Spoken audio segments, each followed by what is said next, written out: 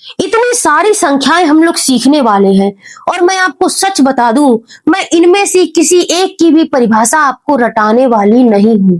आप लोग खुद से परिभाषा बना लोगे। मैं कहानी बना करके आपको पूरी संख्या पद्धति पढ़ाने वाली हूं, ठीक है। नमस्कार मेरे प्यारे साथियों, कैसे हैं आप लोग और कैसी चल रही है आपकी तैयारी। आई होप आप सब लोग बहुत अच्छे होंगे और अपनी तैयारी को भी अच्छी तरीके से कर रहे होंगे। तो मेरे प्यारे साथियों, जिस तरह से ये लड़का, जितनी धाकड़ तरीके से ये लड़का बाइक चला रहा है ना, यदि आज की क्लास में आप लोग अंत तक मेरे साथ बने रहे ना, मैं आपको विश्वास दिलाती हूं उतनी ही धाकड़ तरीके से आप लोग सवालों को उड़ा पाओगे। इसीलिए मेरे बच्चे, मैंने इस सीरीज का नाम रखा है धाकड़ सीरीज। क्या नाम रखा है मेरे बेटे? धाकड़ सीरीज। धाकड़ तरीके से ही बेसिक कॉन्सेप्ट्स को सीखना है और धाकड़ तरीके से ही सवालों को उड़ाना है। तो चलिए आज की क्लास को स्टार्ट करते हैं। आपका रहने वाला है मेरे बेटे नंबर सिस्टम, बोले तो संख्या पद्धति, और इसका क्लास 1 रहने वाला है। क्लास 1 में हम लोग क्या पढ़ेंगे बेटा? क्लास 1 में हम लोग पढ़ेंगे क्लासिफिकेशन ऑफ नंबर्स। आपको थंबनेल पर दिख गया होगा, संख्याओं का वर्गीकरण। ठीक है, चलो चलते हैं आगे। अब आपसे एक छोटी सी गुजारिश है, यदि चैनल पर नए हो तो चैनल को सब्सक्राइब जरूर कर देना। पूरी मैथ आपको बहुत ही आसान तरीके से सिखाने वाली हूँ, चाहे वो किसी भी एग्जाम की हो, एसएससी हो, रेलवे हो, एनटीपीसी हो, यूपी टेट हो, सुपर टेट हो, हर तरीके की मैथ आपको मैं एकदम बेसिक कॉन्सेप्ट के साथ एडवांस लेवल तक सिखाने वाली हूँ। ठीक है बेटा। अब बात आती है कि संख्या पद्धति क्या होती है। हम लोग पढ़ने जा रहे हैं बेटा कि संख्या पद्धति क्या पढ़ने जा रहे हैं मेरे बच्चे? हम लोग नंबर सिस्टम पढ़ने जा रहे हैं। लेकिन एक बड़ा प्रश्न ये है कि आखिर हम लोग नंबर सिस्टम, हम लोग संख्या पद्धति क्यों पढ़ें? क्यों पढ़ें हम इसको? हमें इसकी जरूरत क्या है भाई? देखो, एकदम बेसिक से बता रही हूं, इसलिए थोड़ा धैर्य के साथ मेरी क्लास में रहना। ये मत कहना कि मैम तो बड़ा ही बेसिक से पढ़ा रही हैं। नहीं भाई, बेसिक से पढ़ोगे, नींव मजबूत करोगे, तभी आगे तक अच्छे से सवाल कर पाओगे। अब तुरंत ही मैं आपको एडवांस लेवल के सवाल कराने लगूं, वो तो ठीक नहीं है ना। तो पहले मेरी बेसिक वाली 5-10 मिनट की बातों को सुन लो, फिर देखना कितने अच्छे से आपको सारे कॉन्सेप्ट और सारे सवाल क्लियर हो जाए। ठीक है, मेरी बात ध्यान से सुनो। आप लोग संख्या पद्धति पढ़ने जा रहे हैं तो एक बड़ा प्रश्न ये उठता है मेरे बेटे कि आपको संख्या पद्धति पढ़ने की आवश्यकता क्या है। अब देखो, जैसे एक छोटा बच्चा होता है ना, जब वो छोटी क्लास में जाता है तो सबसे पहले उसको ABCD, आ से ज्ञा तक और गिनतियां सिखाई जाती हैं, 1 2 3 4। ठीक है, उसको गिनतियां सिखाई जाती हैं। जब वो धीरे धीरे करके हिंदी सीखता है, इंग्लिश सीखता है, तब वो धीरे धीरे करके जब बड़ा होता है तभी तो बड़े बड़े शब्द हिंदी में, इंग्लिश में लिख पाता है ना। इसी तरह जब तक आप ये नंबर सिस्टम नहीं सीखोगे ना, आप मैथ का एम नहीं हिला पाओगे। भले ही आप, मैंने देखा है जब भी कंपटीशन की तैयारी करने जाते हैं तो क्या करते हैं कि सबसे पहले प्रतिशत पढ़ना शुरू कर देते हैं। आपको ऐसा नहीं करना है। प्रतिशत में बड़ी बड़ी कैलकुलेशन है और उस बड़ी बड़ी कैलकुलेशन को जब आप पहली बार में ही सॉल्व करने लगोगे ना, तो आप ऐसे करके दिमाग हिला के अपना किताब तो बंद करके, सब बंद करके रख दोगे, कह दोगे ये तैयारी मेरे बस की नहीं है। तो मैं आपसे कह रही हूँ पहले बेसिक सीखो, बेसिक सिखा रही हूँ आपको। ठीक है, हम लोग सीख रहे हैं बेटा संख्या पद्धति, और मेरी बात ध्यान से सुनो। जैसे कि मैंने लिखा मेरे बच्चे 2। ठीक, मैंने लिखा 2। अब मेरे 2 लिखते ही आपने ये कैसे पहचान लिया कि ये 2 है? भाई, इसको 3 भी तो कह सकते हैं, इसको कुछ और भी तो कह सकते हैं, इसको 2 ही क्यों कहा? मैंने लिखा 1.5। मेरे लिखते ही आपने ये पहचान लिया कि ये दशमलव वाली संख्या है, इसमें दशमलव लगा है। तो आपने इसको कैसे पहचान लिया कि ये दशमलव वाली संख्या है? मैंने लिखा 1/2। आपने लिखते ही पहचान लिया कि ये मैम भिन्न है। तो मैं आपसे पूछती हूँ कि ये भिन्न है, आपने कैसे पहचान लिया भाई? मुझे बताओ। यही तो नंबर सिस्टम है बेटा, यही नंबर सिस्टम है। इस संख्या को लिखने का, इस संख्या को लिखने का, इस संख्या को पढ़ने का और इस संख्या को पहचानने का एक नियम है। पहचानने का एक नियम है ना। और इन संख्याओं को अलग अलग श्रेणी में बांटने का एक नियम है। इसको बोलेंगे दशमलव वाली संख्या, इसको बोलेंगे भिन्न वाली संख्या, इसको बोलेंगे पूर्ण संख्या, पूर्णांक, है ना। तो कुछ तो नियम बनाए होंगे मैथमेटिशियन ने, तो वही तो नियम जब हम संख्याओं पर लगाते हैं, जब हम संख्याओं को पहचानने के नियम सीखते हैं, जब हम संख्याओं को अलग अलग श्रेणी में बांटने के नियम सीखते हैं, तो उसी को संख्या पद्धति कहते हैं। अब आपके दिमाग में आया कि संख्या पद्धति क्या है। आपने 1000 बार प्रैक्टिस की होगी कंपटीशन एग्जाम के लिए और हजारों बार संख्या पद्धति पढ़ी होगी, लेकिन इस तरह की संख्या पद्धति आपको कोई नहीं पढ़ाएगा। 1000 बार संख्या पद्धति पढ़ी होगी, 1000 बार प्राकृतिक संख्याएं पढ़ी होंगी बेटा, 1000 बार प्राकृतिक संख्याओं की परिभाषा पढ़ी होगी, लेकिन जब भी पढ़ी होगी लौट लौट के पढ़ी होगी, भूल जाते होगे, फिर से रटते होगे, फिर आते होगे, दोबारा प्रैक्टिस करते होगे, भूल जाते होगे, लेकिन वादा है आज के बाद नहीं भूलोगे, बस अंत तक बने रहना। तो पहले समझ लो, मैंने आपको बता दिया कि संख्या को पहचानने का, बांटने का एक नियम होता है। तो क्या चीज हो गई मेरे बच्चे, मेरे लाल, कि संख्या पद्धति क्या होती है? संख्याओं को पहचानने का, ठीक, लिखने का और अलग अलग प्रकार में बांटने की विधि को संख्या पद्धति कहते हैं। यही है संख्या पद्धति, ठीक है। हालांकि ये किसी एग्जाम में नहीं आएगी। बेसिक कॉन्सेप्ट मजबूत करो, जब तक नींव मजबूत नहीं होगी आगे नहीं बढ़ पाओगे, ठीक है ना। अब आते हैं बेटा कि प्राकृतिक संख्याएं क्या होती हैं। अब मैं आपको बता देती हूं कि आज हम लोग क्या क्या संख्याएं सीखने वाले हैं। मैं आपको एक बार ये अपना चार्ट पीपीटी दिखा देती हूँ। ये देखो, इतनी सारी संख्याएं हम लोग सीखने वाले हैं, और मैं आपको सच बता दूं, मैं इनमें से किसी एक की भी परिभाषा आपको रटाने वाली नहीं हूं। आप लोग खुद से परिभाषा बना लोगे। मैं कहानी बना करके आपको पूरी संख्या पद्धति पढ़ाने वाली हूँ, ठीक है। इनमें से आपको एक भी संख्या पद्धति, एक भी संख्या रटने की जरूरत नहीं है। ना संख्या रटने की जरूरत है, ना ही सवाल रटने की जरूरत है। अब हम लोग आते हैं सबसे पहले प्राकृतिक संख्या पर, है ना। आपने बहुत बार पढ़ा होगा कि गिनती करने वाली संख्याओं को प्राकृतिक संख्या कहते हैं, एक से शुरू होने वाली संख्याओं को प्राकृतिक संख्या कहते हैं। लेकिन अब मेरी बात सुनो, मान लो बेटा कि आज से पहले, सबसे पहली संख्या तो प्राकृतिक ही है ना, तो आज से पहले, बहुत समय पहले, जब गणित के बड़े बड़े नियम नहीं होते होंगे, तो हमारे जो पूर्वज होंगे उन्होंने भी तो गिनती करना सीखा होगा। जैसे वो अपने भोजन के लिए शिकार करते थे, इतिहास में आपने पढ़ा होगा, वैसे ही उन्होंने गणित के लिए, गिनती के लिए कुछ ना कुछ तो अपना दिमाग दौड़ाया होगा। वो ऐसे तो नहीं रहे होंगे। जैसे आपको एक चीज याद है, जब उनको समय पता करना होता था तो ऐसे रेत का एक लैंप टाइप का रख देते थे। जब ये रेत पूरी नीचे चली जाती थी तो उनका 1 घंटा हो जाता था, है ना। ऐसे करके वो समय की पता करते थे। ऐसे ही आप समझ लो, ऐसे ही उन्होंने गिनतियां बनाई होंगी।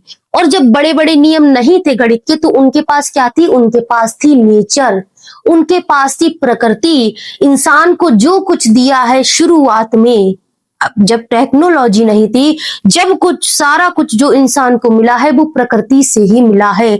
मैं भी प्रकृति से, मैं भी जो है, मेरा शरीर प्रकृति ने बनाया है। कोई जीव जानवर है वो भी प्रकृति ने बनाया है, पेड़ पौधे भी प्रकृति ने बनाए हैं। इसी तरह गिनतियां भी प्रकृति ने ही हमको दी है, सबसे पहले जब टेक्नोलॉजी नहीं थी, ठीक है। तो मैं आपसे कहना चाहती हूं कि जब गणित के बड़े बड़े नियम नहीं थे बेटा, ठीक है, तो लोगों ने देखा होगा कि जो सूरज मामा है, चंदा मामा होते हैं ना, चलो सूरज को मामा बोल देते हैं, जो सूरज मामा है वो अपने आप में यूनिक है। वो अपने आप में बेटा यूनिक है, वो एक ही है। तो यहां से हमको प्रकृति ने दिया होगा एक, क्या दिया होगा मेरे बच्चे? एक दिया होगा। जब लोगों ने देखा होगा कि हमारे पास 2 हाथ हैं, प्रकृति ने हमें 2 आंखें दी हैं, 2 हाथ दिए हैं, 2 पैर दिए हैं, तो यहां से बना होगा 2, ठीक। लोगों ने देखा होगा कि समय होता है, सुबह आती है, दोपहर आती है और शाम आती है। 3 प्रकार के समय देखे होंगे, यहां से प्रकृति ने दिया होगा हमको 4 प्रकार की दिशाएं देखी होंगी, उत्तर दक्षिण, पूरब और पश्चिम, ईस्ट वेस्ट नॉर्थ और साउथ, तो यहां से मिला होगा 4। 5 प्रकार की उंगलियां देखी होंगी हथेली पे, तो यहां से मिला होगा मेरे बच्चे 5। मान लो किसी फूल में 6 प्रकार की कलियां देखी हो, 6 कलियां देखी हो, तब मिला होगा 6। ठीक है। मान लो इंद्रधनुष के 7 रंग देखकर उन्होंने बनाया होगा 7। इसी प्रकार से किसी चीज को देखकर बनाया होगा 8, और फिर बनाया होगा बेटा आपका 9। 9 ग्रह देख के उन्होंने बनाया होगा आपका 9। अच्छा, ये 9 का कॉन्सेप्ट बहुत पुराना है, आज का नहीं है। हमारे जब हिंदू धर्म में कोई पूजा पाठ होता है तो उसमें क्या बनता है बेटा, नवग्रह बनता है। नवग्रह बनता है ना, देखा है ना। तो नवग्रह तो आज का नहीं है, बहुत पुराना है, सदियों पुराना चला आ रहा है। तो वहां से ग्रह तो है, लेकिन कितने हैं, 9। नौ नवग्रह। तो 9 का जन्म तो हमारी प्रकृति ने ही तो दिया है ना, तो यहां से आया होगा 9। अब मैं 10 की बात नहीं करूंगी क्योंकि 10 का कॉन्सेप्ट अलग है, इसलिए पहले 9 तक मेरी बात सुनो। प्रकृति ने हमको संख्याएं दे दी ना। सूरज को देखा, 1 मिला, 2 आंखें देखी, 2 हाथ देखा, 2 मिला, 3 प्रकार के समय देखा, 3 मिला, 4 दिशाएं देखी, 4 मिला, 5 उंगलियां देखी, 5 मिला, 6 कलियां देखी, 6 मिला, है ना। 7 इंद्रधनुष देखे, 7 मिला, 9 ग्रह देखे, 9 मिला। अब आपको ये सारी संख्याएं प्रकृति ने दे दी, तो प्राकृतिक संख्याएं क्या हो गई। जब उनको ये संख्याएं मिली तो वो गिनती करने लगे। वो गिनती करने लगे कैसे, उनके पास हो गया 1 2 3 4 5 6 7 8 9। अब वो कुछ भी गिनती करते हैं तो कहते हैं खाना खा रहे हैं तो 1 रोटी लेते आना, पापा कि बाजार से 2 किताबें लेते आना है। तो उन्होंने गिनती करने के लिए इन संख्याओं का प्रयोग किया होगा ना। तो ये संख्याएं कैसी हो जाएंगी, इनकी परिभाषा क्या बन जाएगी, जरा मुझे बताना। इनकी परिभाषा मेरे बच्चे ये बन जाएगी कि जिन संख्याओं का उपयोग हम क्या करते हैं, गिनती करने के लिए करते हैं। सिंपल सी भाषा में समझो कि जिन संख्याओं का उपयोग गिनती करने के लिए किया जाता है उन्हें प्राकृतिक संख्याएं कहते हैं। प्राकृतिक संख्याएं कहते हैं, और ये हमें प्रकृति ने दी है। इसलिए जब ये प्रकृति ने दी है तो इनको हम किससे डिनोट कर सकते हैं, एन से। और एन फॉर क्या होता है बेटा, एन फॉर होता है बेटा आपका नेचर। नेचर मीन्स प्रकृति। नेचुरल नंबर एन बराबर क्या हो जाएगा, 1 2 3 4 5 6 7 8 9 आगे तक। ठीक है, समझ गए ना। आज के बाद प्राकृतिक संख्या नहीं भूलोगे। ठीक, आगे चलो। अब आते हैं पूर्ण संख्याओं पर। अब लेकिन पूर्ण संख्याओं की परिभाषा नहीं रटाने वाली हूं, ध्यान से सुनो। क्या कह रहा है कि प्राकृतिक तो हमने सीख ली प्रकृति से कि 1 2 3 4 होती है। हमने प्राकृतिक संख्याएं तो सीख ली और इनसे हम चीजों को दर्शाने भी लगे। हमारे पास 2 सेब हैं तो हमने 2 लिख के दिखा दिया, 3 किताबें हैं तो 3 लिख के दिखा दी, है ना।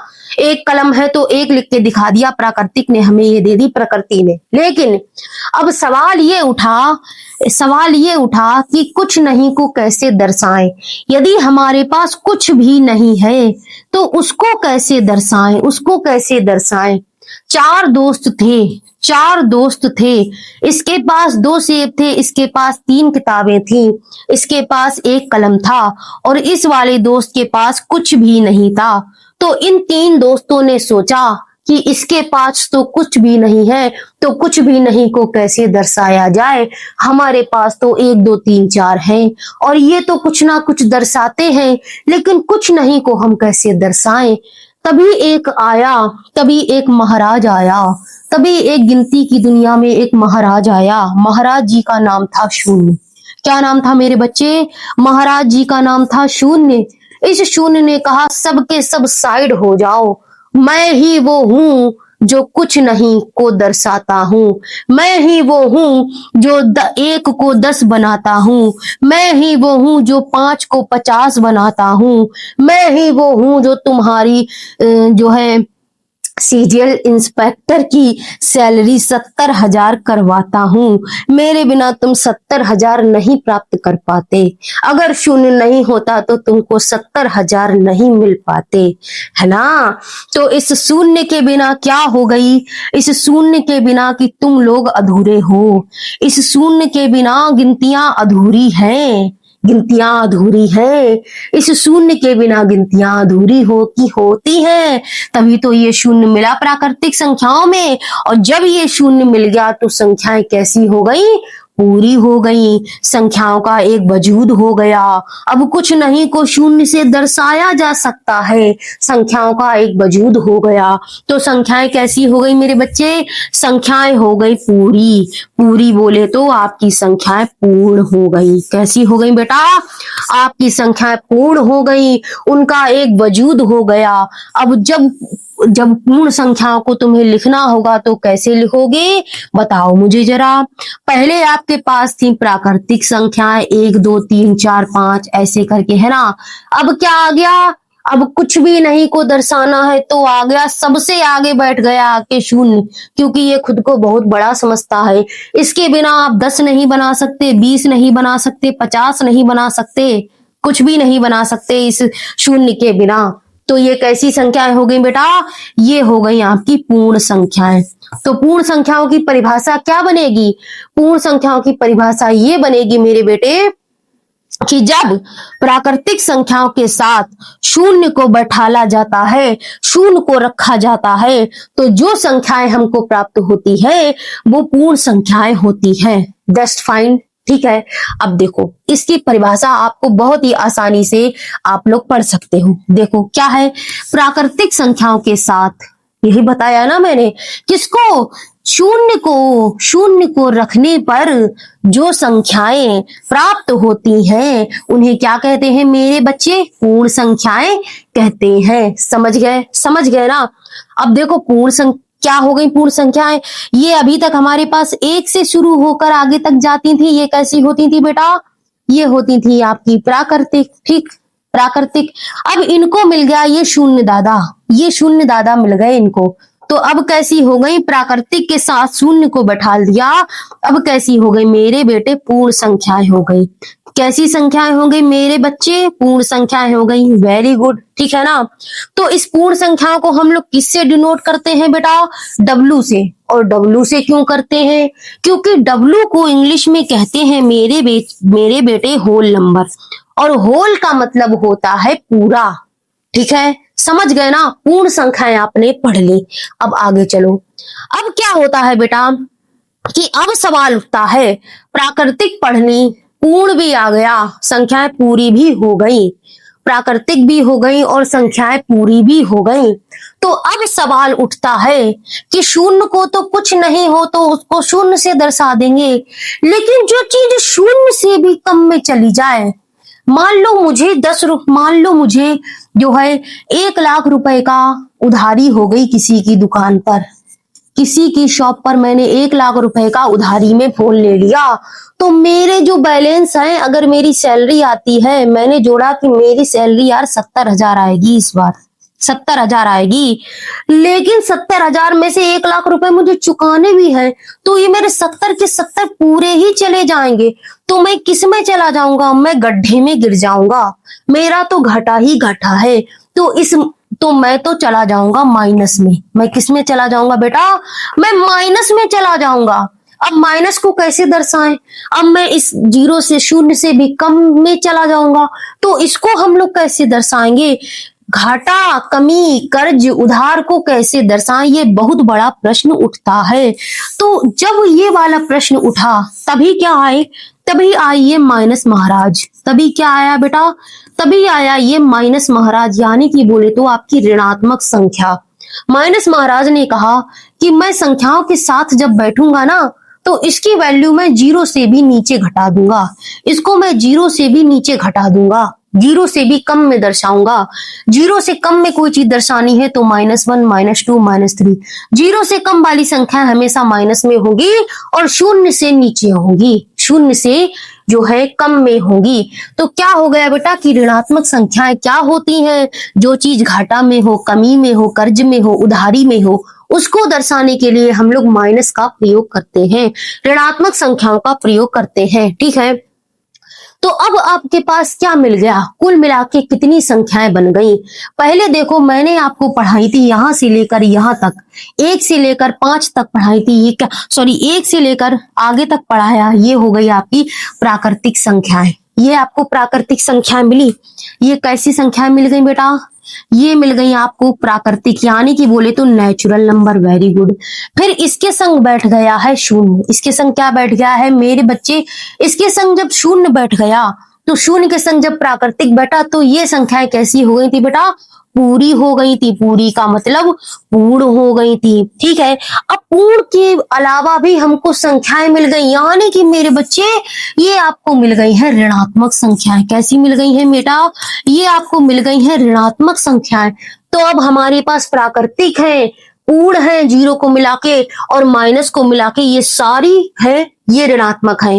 तो अब बेटा हमको इस तरह की, देखो अब तुम इसमें एक दिमाग लगाओ, क्या तुमको ये नहीं मिलता कि ये जो संख्याओं की एक लाइन बन गई है, ये संख्याओं की अब एक लाइन बन गई है? क्या तुमको एक नहीं लगता ये संख्याओं की लाइन बन गई है, संख्याओं की एक रेखा बन गई है?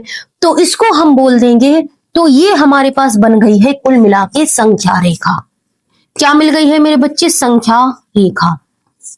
लेकिन संख्या रेखा तो बन गई है, लेकिन अब हम इन सब संख्याओं को इकट्ठा करके बोलेंगे क्या? ये बड़ा प्रश्न है। तो आप इन संख्याओं को इकट्ठा करके बोलोगे। देखो, इसमें जो सारी संख्याएं हैं ना, वो अपने आप में पूर्ण अंक हैं, पूर्ण अंक है। जैसे ये 2 है, 2 है ना ये, तो ये 2 कहीं से भी कटा पिटा या दशमलव में नहीं है, या बेटा दशमलव में, या बेटा दशमलव में नहीं है। तो ये कटा पिटा नहीं है, अपने आप में पूरा पूरा है। तो ये है बेटा आपका कैसा? पूर्ण अंक। कैसा है बेटा? पूर्ण अंक, है ना। ये जो शून्य है अपने आप में पूरा है, कहीं से भी कटा पिटा या दशमलव में नहीं है। ये जो ऋणात्मक संख्याएं हैं बेटा, वो अपने आप में पूरी है, कहीं से भी कटी पिटी या दशमलव में नहीं है। तो ये पूर्ण अंक है। तो ये सारी जो संख्याएं हो गई, वो आपकी कैसी हो गई मेरे बच्चे? वो आपकी क्या हो गई? ये सब संख्या, इनको बोलेंगे प्राकृतिक संख्याओं को और पूर्ण संख्याओं को और ऋणात्मक संख्याओं को जब इकट्ठा करके साथ में बैठालते हैं, उनको बोलते हैं बेटा कैसा? पूर्णांक। ये सारे अंक अपने आप में पूर्ण अंक हैं। क्या बोलते हैं बेटा? पूर्णांक। पूर्णांक में क्या क्या आता है? प्राकृतिक संख्याएं आती हैं, जीरो को मिला के पूर्ण संख्याएं आती हैं, और ऋणात्मक को मिला के सारे ये सब पूर्णांक बन जाते हैं। ठीक है, फाइन। अब देखो, अब आते हैं अपने पूर्णांक की डेफिनेशन पर। ठीक है ना, कि पूर्णांक क्या होते हैं। क्या कह रहा है? जब प्राकृतिक संख्याओं के साथ, बताया ना, प्राकृतिक संख्याओं के साथ शून्य को भी रखा है। ठीक है, शून्य तथा ऋणात्मक संख्याओं को शामिल किया जाता है, तब जो संख्याओं का समूह हमें प्राप्त होता है उसे पूर्णांक कहते हैं। समझ गए? उसे बेटा पूर्णांक कहते हैं। तो यहां से पूर्णांकों की जो ऑफिशियल परिभाषा है वो क्या बन जाएगी कि ऋणात्मक पूर्ण संख्याओं, ध्यान से पढ़ना, ऋणात्मक पूर्ण संख्याओं क्यों बोल रही हूं? क्योंकि जो ऋण की जो -2 है, ये अपने आप में बेटा पूर्ण है, पूर्ण अंक है, इसलिए पूर्ण जरूर यूज होगा। ऋणात्मक पूर्ण संख्याओं, शून्य तथा धनात्मक पूर्ण संख्याओं से मिलकर जो समूह हमको मिलता है, जो समूह बनता है, उसे पूर्णांक कहते हैं। ठीक है ना। और इंग्लिश में इसे जेड से दर्शाते हैं। यहां से देख लो, आपके सारे ये पूर्णांक हैं। प्राकृतिक को रखा, फिर शून्य को रख दिया, ये पूर्ण बन गए। ठीक है ना। फिर सारी ऋणात्मक संख्याएं आ गई। ये सारी की सारी संख्या मिलके, ये लाइन मिलके क्या होगी बेटा? पूर्णांक बन गए। और पूर्णांक तो बन ही गए, लेकिन ये क्या बन गई? साथ में संख्या रेखा भी बन गई, संख्या रेखा भी बन गई। ठीक है, संख्याओं की एक रेखा भी बन गई। संख्या रेखा से आपकी एग्जाम में जो है बेटा प्रश्न बनते हैं, प्रश्न बनते हैं। अब देखो सवाल क्या उठता है, क्या अभी भी कुछ संख्याएं बची हैं? ये संख्या रेखा बन गई। पहली बात तो बेटा ये संख्या रेखा बन गई। ठीक है ना, संख्या रेखा बन गई। और क्या बन गए? ये सारे आपके जो है पूर्णांक बन गए। ठीक, समझ में आ गई। आप अब तक आपने पढ़ ली प्राकृतिक संख्याएं, पूर्ण संख्याएं और पूर्णांक। अब आगे देखो क्या कह रहा है, क्या अभी भी कुछ संख्याएं बची हैं? हमने प्राकृतिक पढ़ ली, पूर्ण पढ़ ली, पूर्णांक पढ़ लिए, क्या अभी भी इस संख्या रेखा पर बेटा कुछ संख्याएं बची हैं? बताओ मुझे, बची हैं कि नहीं? अब जरा इसमें अपना दिमाग लगाओ।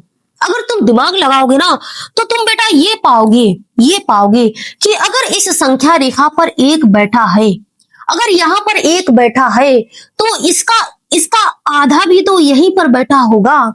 अगर दो बैठा है तो इसका 2/3 भाग भी तो यहीं पर बैठा होगा।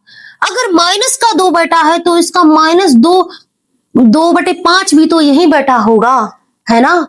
आधा भी तो यहीं बैठा होगा भाई।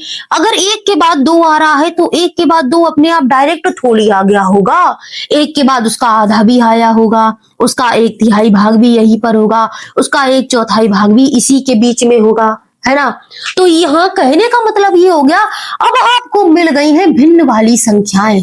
कैसी बेटा? भिन्न वाली संख्याएं, ठीक है ना? तो इसको हम लोग अगर परिभाषित करें तो किस तरह से कर सकते हैं बताओ जरा। इसको अगर आप परिभाषित करोगे तो मान लो ऊपर वाला a मान लो और नीचे वाला b मान लो। अब इसको क्या कहते हैं बेटा? ऊपर वाले को इसको बोलते हैं अंश, ठीक है ना? अंश। और ये जो नीचे वाला होता है हमेशा इसको हर कहते हैं, ठीक है ना? तो मान लो अंश आपका a हो सकता है, b हो सकता है, या फिर बेटा अंश को p मान लो, अंश को ऊपर वाले को p मान लो, नीचे वाले को q मान लो। तो यहां से आपकी डेफिनेशन ये बन जाएगी, वे संख्याएं जिनको p/q के रूप में लिखा जा सकता है, p/q के रूप में लिखा जा सकता है, और जहां पर किसके रूप में बेटा? p/q के रूप में लिखा जा सकता है। पहली कंडीशन तो ये हो गई। और यहाँ पर कभी भी बेटा देखना, इसका q कभी भी शून्य नहीं होना चाहिए। मान लो 1/2 है ना, तो अगर हम 2 की जगह शून्य रख दें, अगर 1 के नीचे शून्य आ जाए तो बेटा शून्य की तो कोई वैल्यू नहीं होती, यहाँ से तो हमको 1 ही मिल जाएगा, तो फिर ये भिन्न की फॉर्म में नहीं बचेगा। इसलिए शर्त ये है कि कभी भी नीचे वाला q शून्य नहीं होना चाहिए, बस, ठीक।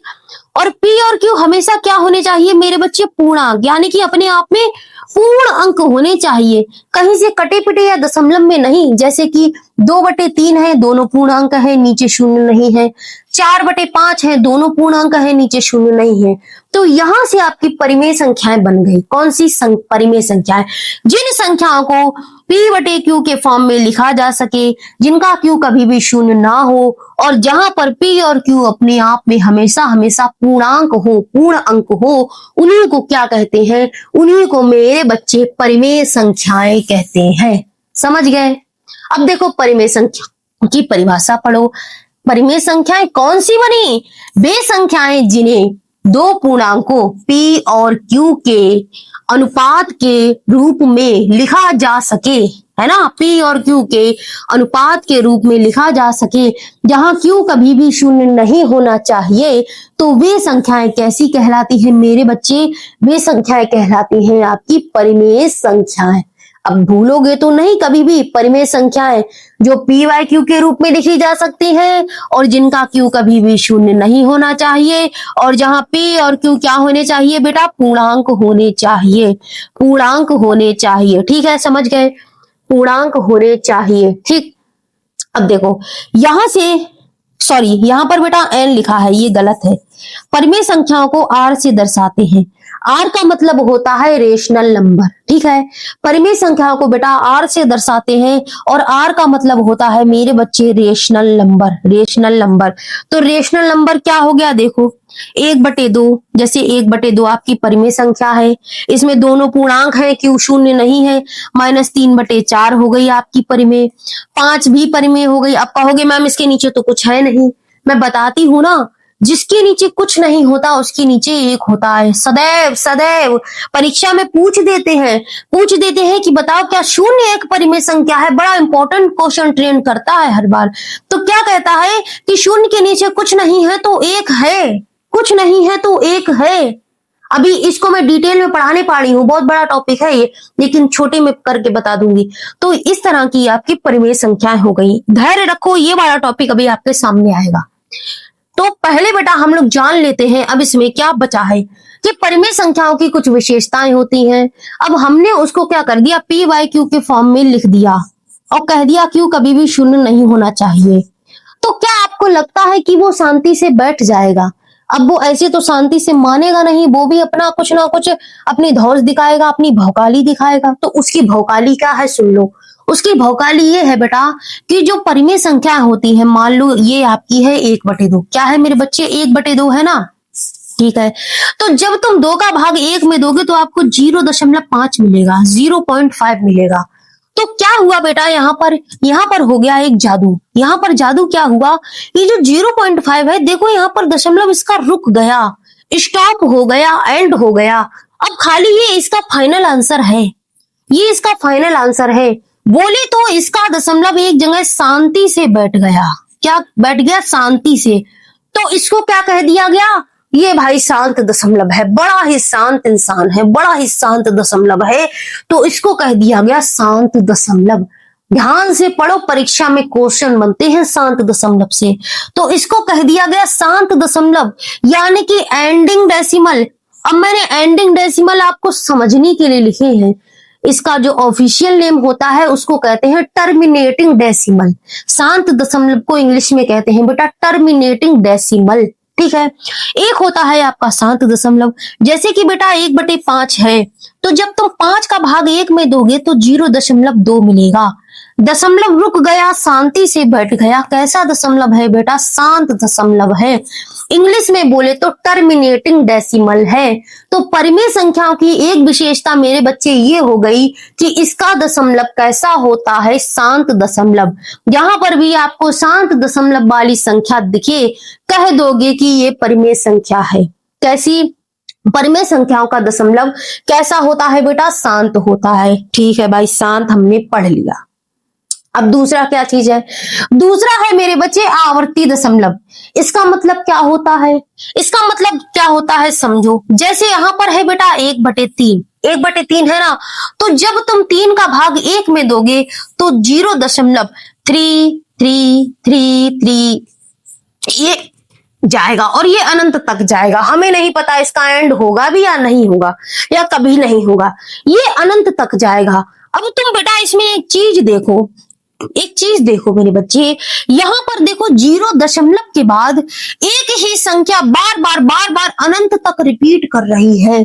तो यानी कि ये दशमलव शांति से नहीं बैठ रहा है।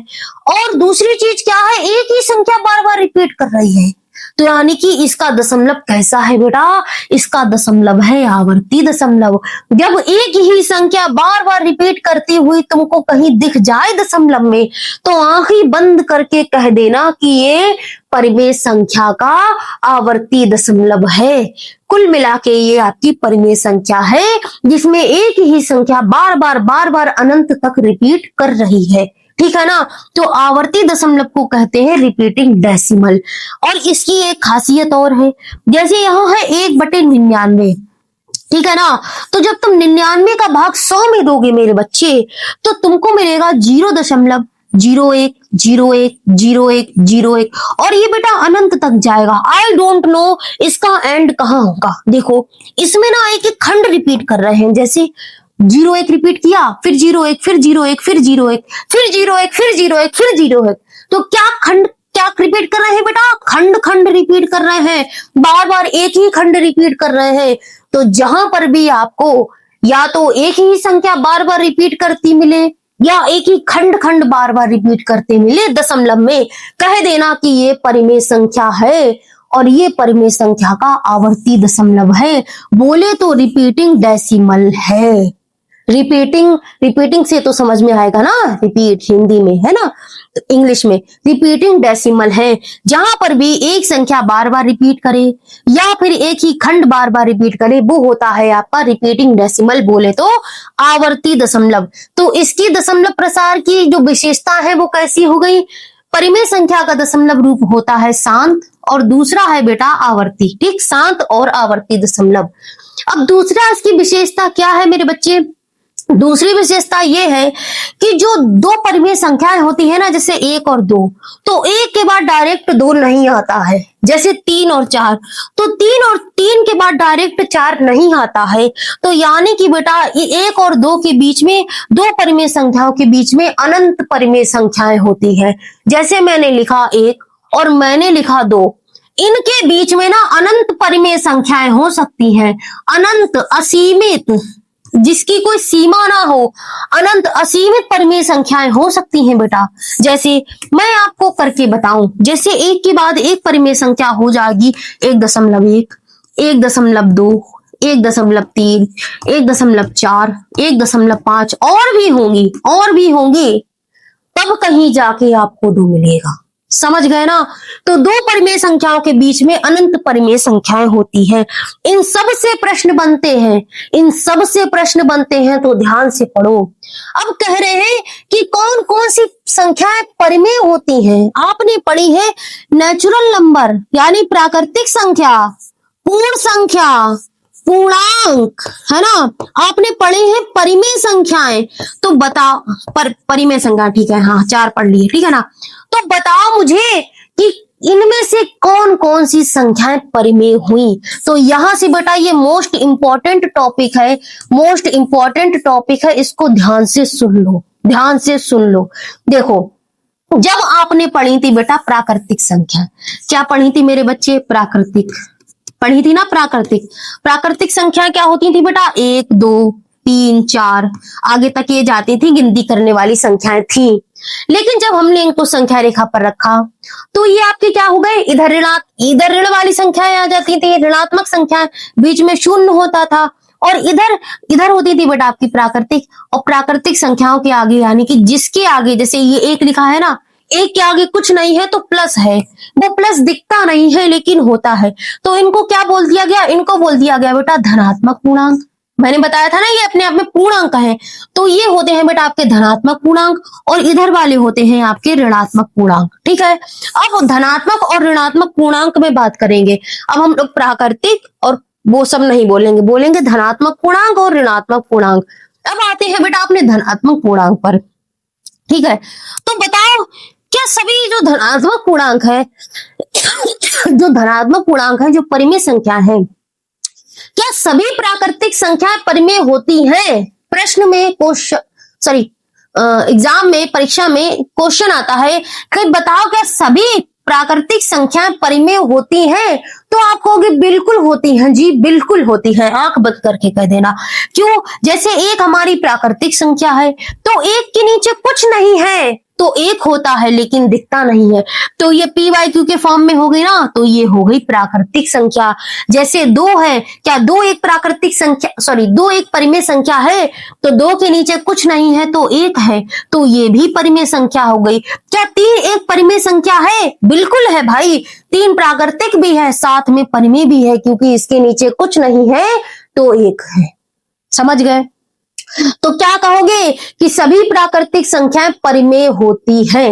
अब आते हैं बेटा शून्य पर। क्या शून्य एक परिमेय संख्या है? बड़ा ट्रेंडिंग क्वेश्चन है परीक्षा में, बहुत इंपॉर्टेंट परीक्षा की दृष्टि से। क्या शून्य एक परिमेय संख्या है? आप कहोगे बिल्कुल है जी, बिल्कुल है, क्योंकि शून्य के नीचे कुछ नहीं है तो 1 है। क्या ऋणात्मक पूर्णांक परिमेय संख्या है? क्या -1 परिमेय संख्या है? बिल्कुल है भाई, क्योंकि 1 के नीचे कुछ नहीं है तो 1 है। क्या -2 परिमेय संख्या है? बिल्कुल है मेरे बेटे, कुछ नहीं है तो 1 है। तो सभी प्राकृतिक संख्याएं परिमेय संख्याएं होती हैं। शून्य भी एक परिमेय संख्या है, ऋणात्मक पूर्णांक भी परिमेय संख्याएं होती हैं। अब बताओ परिमेय संख्याओं का जो है टॉपिक आपका क्लियर हुआ कि नहीं हुआ? ठीक है। अब आते हैं परिमेय संख्या की एक छोटी सी और विशेषता है बेटा। क्या है विशेषता? कि जोड़, घटाना, गुणा और भाग। जब आप परिमेय संख्याओं का जोड़ करते हैं, मान लो 1/2 एक परिमेय है, ठीक, और 1/4 एक परिमेय संख्या है। जब आप इनका जोड़ करोगे ना, एलसीएम मतलब इसका एलसीएम वगैरह लेके, तो आपको हमेशा परिमेय संख्या ही मिलेगी आंसर में। इससे प्रश्न बनता है, कहता है कि बता दो क्या 2 परिमेय संख्याओं का योग परिमेय होता है कि अपरिमेय होता है या कुछ और होता है? तो टिक लगाओगे कि हमेशा परिमेय होता है। अगर 2 परिमेय संख्याओं का बेटा घटाना कर दोगे तो भी तुमको परिमेय संख्या ही मिलेगी। ठीक है, वेरी गुड। अगर दो परिमेय संख्याओं का गुणा कर दोगे ना तो भी तुमको बेटा परिमेय संख्या ही मिलेगी। कैसे? 2 से 2 कटा 1 मिला। क्या एक परिमेय संख्या है? बिल्कुल है, एक के नीचे कुछ नहीं है तो एक है। अगर दो परिमेय संख्याओं का भाग करोगे ना तो भी तुमको मेरे बच्चे परिमेय संख्या ही मिलेगी, परिमेय संख्या ही मिलेगी। ठीक है ना, समझ गए? समझ में आया? दो परिमेय संख्याओं का जोड़, घटाना, गुणा और भाग करने पर सदैव सदैव और सदैव ही परिमेय संख्या आती है। प्रश्न बनता है इससे। अभी मैं 30 प्रश्न करवाने वाली हूं, अभी मैं आपको 30 प्रश्न करवाने वाली हूं। ध्यान से देखो परिमेय संख्याओं की विशेषताएं और क्या है, देख लो। ये सब फाइनल है, अभी तक जो पढ़ाया वो देखो। कह रहा है परिमेय संख्याओं में क्या क्या आता है? प्राकृतिक संख्याएं यानी कि 1 2 3 4, इन सभी को परिमेय संख्या के रूप में लिखा जा सकता है। ठीक है। पूर्ण संख्याओं, जब शून्य को बैठा देते हैं प्राकृतिक के साथ तो इन सभी को परिमेय संख्याओं के रूप में लिखा जा सकता है। पूर्णांक यानी कि जब माइनस वाली संख्या मिल जाती है, ये सब मिलकर पूर्णांक हो जाते हैं तो पूर्णांक भी आते हैं परिमेय में। भिन्न वाली संख्याएं भी परिमेय होती हैं। शांत दशमलव भी परिमेय होते हैं तथा आवर्ती दशमलव भी। शांत बोले तो 0.5 और आवर्ती बोले तो एक ही संख्या रिपीट करे, है ना, या फिर बेटा एक ही खंड खंड रिपीट करे। तो इतना सब परिमेय संख्या में होता है। ठीक है ना। अगर आपको नोट्स चाहिए तो जाकर जल्दी से टेलीग्राम चैनल ज्वाइन कर लेना। मैं टेलीग्राम का लिंक दे दूंगी और उसमें आपके ये नोट्स, बोर्ड वाले नोट्स में डाल दूं। ठीक है, ध्यान से देखो। अभी मेरा कोई एप्लीकेशन नहीं है, अगर आप लोग सपोर्ट करेंगे तो मैं जल्द से जल्द एप्लीकेशन बनवा के उस पे सारी पीडीएफ डाल दिया करूंगी। देखो कह रहा है क्या अभी भी कुछ संख्याएं बाकी हैं? बेटा हमने पढ़ ली, परिमेय पढ़ ली, प्राकृतिक पढ़ ली, पूर्ण पढ़ लिए, पूर्णांक पढ़ लिए। कह रहा है क्या अभी भी इस संख्या रेखा पर आपकी संख्या बची है? अभी तक हमने पढ़ी थी जो p/q के रूप में लिखी जा सकती थी। कह रहा है क्या इसके अलावा भी कोई संख्या है जो इस संख्या रेखा पर हो और हमको ना दिखती हो? कह रहा है। तो आप बताओ दिख रही है क्या इसके अलावा कोई संख्या है? बिल्कुल है भाई। अगर तुम मेरी मानो, जैसे तुमने लिखा था बेटा, तुमने लिखा था 1 दशमलव ऐसा निकल के आया हमारे पास, शांत दशमलव, 1 दशमलव ऐसा निकल के आया जो एक ही संख्या रिपीट कर रहा था, या बेटा एक ही खंड रिपीट कर रहा था। तो इसके अलावा अगर तुम दिमाग लगाओ, अगर तुम बेटा दिमाग लगाओ तो तुम ये पाओगे कि इस संख्या रेखा पर जरूर ऐसी भी संख्या होगी जिनका दशमलव रूप हर बार कैसा आए, ना तो वो शांत हो ना ही वो रिपीट करे, खाली वो चलता चला जाए। जैसे 1 2 3 4 5 6 7 8 9 ये आगे तक चलता चला जाए और हर बार अलग संख्या, हर बार अलग संख्या आए, ना ही एक संख्या रिपीट करे ना ही उसके खंड रिपीट करे। क्या ऐसे दशमलव इस पर नहीं हो सकते? बिल्कुल हो सकते हैं। जैसे देखो, जैसे बेटा ये वाली दशमलव की संख्या देखो, इसमें क्या हो रहा है, 1 दशमलव लगाया, फिर देखो हर बार अलग संख्या आ रही है, 4 1 4, ठीक, 2 1 3 5 6, इसके बाद भी अलग ही अलग सब संख्याएं आएगी, हर बार अलग संख्याएं आएगी। यानी कि कुल मिला के ये ना तो शांति से बैठ रहा है ना ही शांति से बैठ रहा है, बोले तो ये अशांति से बैठ रहा है, यानी अशांत दशमलव है, और हर बार अलग संख्या रख रहा है। यानी कि बेटा परिमेय में आवर्ती होता था ना, यानी कि ये आवर्ती नहीं है, ये आवर्ती भी नहीं है, ये कुछ और है। जैसे ये वाला देखो पाई का मान, जैसे 3.14 है ना, 1 4 1 5 9 2 6 5, हर बार बेटा अलग संख्या रहेगी, हर बार मेरे बच्चे अलग संख्या रहेगी। ना ही ये शांति से बैठ रहा है और ना ही ये बेटा आवर्ती है। तो जो ना ही जब ये शांति से बैठ रहा है ना ही ये आवर्ती है तो इसको p/q की फॉर्म में भी नहीं लिखा जा सकता, इसको भिन्न की भी फॉर्म में नहीं लिखा जा सकता। जैसे तुमने सुना होगा कि पाई का मान होता है 22/7, यही सुना होगा ना, लेकिन मेरे बेटे ये एग्जैक्ट मान नहीं होता है, ये लगभग में होता है। ये कैसा होता है बेटा? ये लगभग में मान होता है हमेशा, ये लगभग में हमेशा मान होता है, ये एग्जैक्ट मान नहीं होता है। तो इस वाले दशमलव को हम लोग भिन्न के रूप में नहीं लिख सकते। तो यहां से हमारी क्या संख्या बन जाएंगी?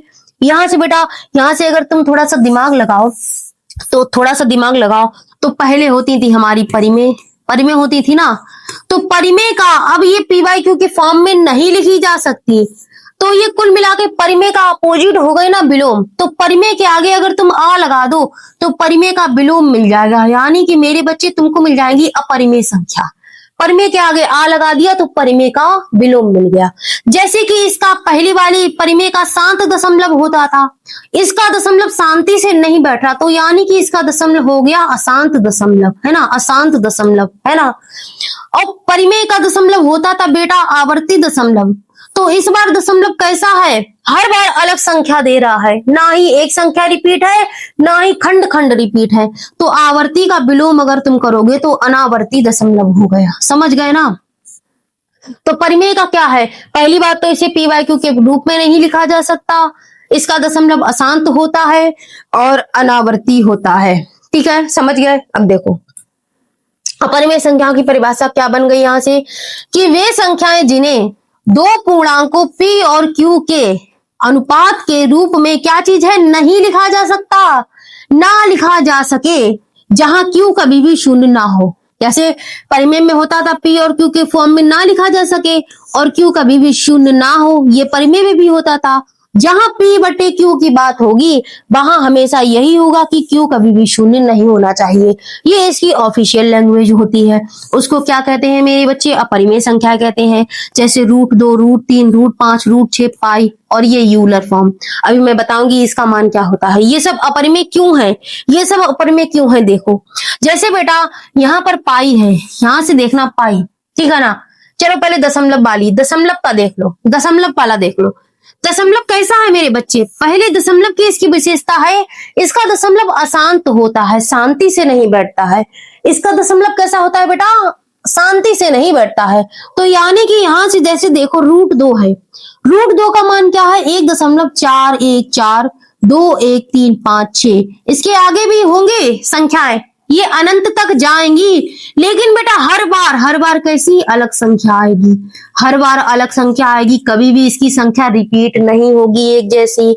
जैसे √3 का मान है 1.732050880, ये हर बार बेटा अलग संख्या को लाएगा और ये हमें नहीं पता कि ये इसका एंड होगा कि नहीं, ये अनंत तक जाएगा और हर बार अलग अलग संख्या लाएगा। यानी कि कैसा दशमलव है, बड़ा ही अशांत दशमलव है, शांति से ही नहीं बैठता है, न जीता है न जीने देता है, वही हाल है इसके। ठीक है, और दूसरी इसकी विशेषता क्या होगी मेरे बच्चे, अनावर्ती दशमलव। अनावर्ती दशमलव यानी बोले तो non repeating decimal, non repeating decimal. जैसे बेटा तुम पाई का मान देख लो, पाई का मान तुमने देखा तो 3.14159265, यानी कि बेटा ये चल रहा है और ये अनंत तक चलेगा, लेकिन कभी भी ये रिपीट नहीं करेगा, ये नॉन रिपीटिंग डेसिमल है, ये कभी भी एक संख्या या एक खंड रिपीट नहीं करेगा। जैसे ही ये ई है, ई को बोलते हैं बेटा यूलर, यूलर फॉर्म, ठीक है ना। ये भी बेटा अनंत तक चलेगी, लेकिन ये कभी भी अपरिमेय कभी भी संख्या या संख्या का खंड रिपीट नहीं करेगी। ये होते हैं आपके अपरिमेय संख्याओं के दशमलव। अब आते हैं अपरिमेय संख्याओं का योग और अंतर की विशेषताओं पर। यहां से क्या होता है, ये सबसे प्रश्न बनने वाले हैं, ऐसा ना समझो प्रश्न नहीं, मैं बकवास कर रही हूँ, बकवास नहीं कर रही हूँ, बोलते बोलते मेरा गला सूख गया है, मैं पानी भी नहीं पी सकती बीच वीडियो में, ठीक है ना। चलो कोई बात नहीं, बीच में क्लास में, चलो देखते हैं क्या कह रहा है कि किसी परिमेय संख्या में अब हमारा परिमेय भी है, हमारे पास बेटा परिमेय भी है और अपरिमेय भी है, तो हम लोग अब दोनों की बात करेंगे। तो किसी भी परिमेय संख्या में अपरिमेय संख्या जोड़ने या घटाने पर सामान्यतः अपरिमेय संख्या प्राप्त होती है। मतलब क्या है, यहां से आपके प्रश्न भी बने हैं, अभी दिखाऊंगी आगे। कह रहा है मान लो जैसे कोई भी परिमेय संख्या है, मान लो 2 है, ठीक, 2 परिमेय है क्योंकि कुछ नहीं तो एक। किसी भी परिमेय संख्या को मान लो इसमें अपरिमेय हमने जोड़ी, तो जो कुल आंसर प्राप्त हुआ वो कैसा हुआ बेटा, वो हुआ आपको अपरिमेय प्राप्त हुआ। ऐसा क्यों कह रही हूं, समझ में आया क्या चीज मैंने कही। जब भी आप परिमेय संख्या में अपरिमेय को जोड़ोगे तो आंसर जो आएगा वो अपरिमेय ही आएगा। ऐसा क्यों, जैसे ये अपरिमेय संख्या है, अगर इसके साथ में गलती से भी कोई परिमेय बैठ गया तो ये परिमेय को अपने ही ग्रुप में शामिल करके उसको अपना ही कास्ट का बना लेगा, ये इसकी ही बिरादरी का बन जाएगा, है ना। तो ये पूरा संख्या जो है अपरिमेय संख्या कहलाएगी। जैसे कहते हैं ना कि अगर कोई एक खराब इंसान है उसके पास दूसरा खराब इंसान बैठ जाता है, जैसे एक अपरिमेय संख्या खराब इंसान है, इसके पास दूसरा एक सही इंसान बैठ गया कि यानी परिमेय संख्या बैठ गई, तो ये अपने सही इंसान को भी खराब कर देगी, सही इंसान को भी गलत संगत में डाल देगी। तो यही आपका अपरिमेय संख्या का गुण धर्म है। ठीक, अब जैसे मान लो यहाँ पर √9 है और यहाँ पर 2 है, तो अपरिमेय में परिमेय को जोड़ा तो कुल मिला के ये क्या प्राप्त हो गई, ये हो गई बेटा अपरिमेय संख्या, अपरिमेय। ठीक है ना। अच्छा एक सेकंड रुकना, जैसे √2 है, एक सेकंड रुकना, इसमें थोड़ी सी मेरी भूल हो गई। जैसे बेटा एक है √9, ये आपकी अपरिमेय संख्या है, जानते हो। इसमें आपने परिमेय जोड़ी तो कुछ कंडीशन में संख्या का जो आंसर है वो परिमेय भी आएगा। कैसे, जब तुम √9 को रूट से बाहर निकालोगे तो 3 मिलेगा और इसमें जोड़ दोगे 2, तो इस बार क्या मिला 5, तो इस बार आपकी परिमेय संख्या मिल गई। कहने का तात्पर्य यह है कि जब भी आप परिमेय में अपरिमेय को जोड़ोगे तो अपरिमेय ज्यादातर अपरिमेय प्राप्त होगी, लेकिन कुछ कुछ कंडीशन ऐसी होगी जब आपको परिमेय प्राप्त होगी। ठीक है, इससे सवाल बनते हैं, ध्यान रखना। आगे चलो, अपरिमेय संख्याओं की गुणा और भाग की विशेषता देख लो। क्या चीज है कि जब अपरिमेय में अपरिमेय का गुणा किया, क्या किया मेरे बच्चे, अपरिमेय में अपरिमेय का गुणा किया, तो या तो आपको परिमेय मिल जाएगी या अपरिमेय मिल जाएगी। ध्यान करो, जब परिमेय में परिमेय का गुणा करते थे तो केवल परिमेय आती थी, लेकिन जब अपरिमेय में अपरिमेय का गुणा करोगे तो परिमेय भी आ सकती है और संभवतः अपरिमेय भी आ सकती है। कैसे, जैसे मान लो √2 एक अपरिमेय संख्या है और √2 एक अपरिमेय संख्या है, तो इन दोनों अपरिमेय संख्याओं का आपस में गुणा किया तो √2 का √2 में जब गुणा होता है ना, गुणा करना तो आता होगा, तो बेटा जब रूट की दो संख्याओं का एक जैसी संख्याओं का गुणा होता है ना आपस में, तो क्या हो जाता है, रूट कैंसिल हो जाता है और एक संख्या कैंसिल हो जाती है, तो क्या बचता है बेटा, खाली एक संख्या, यानी कि बेटा परिमेय संख्या। देखो जब दो अपरिमेय संख्याओं का गुणा किया तो कैसी संख्या मिली, परिमेय मिली। अब दूसरी कंडीशन देखो, √2 भी अपरिमेय है और √3 भी अपरिमेय है, क्योंकि ये एक जैसी नहीं है। संख्या जब एक जैसी होती है तो परिमेय मिल गई, और जब संख्या अलग अलग अपरिमेय है तो देखो इस बार अपरिमेय मिल गई, है ना। जब इस पे 10-12 सवाल लगाओगे तब इसकी प्रैक्टिस बढ़िया से हो पाएगी। अब देखो भाग की कंडीशन देखो, जब अपरिमेय संख्या में अपरिमेय संख्या का भाग किया तो क्या प्राप्त हुआ, या तो परिमेय प्राप्त होगा या तो बेटा अपरिमेय प्राप्त होगा। ठीक, कैसे उदाहरण देख सकते हो, जैसे √2 में √2 का भाग किया तो 1 मिला।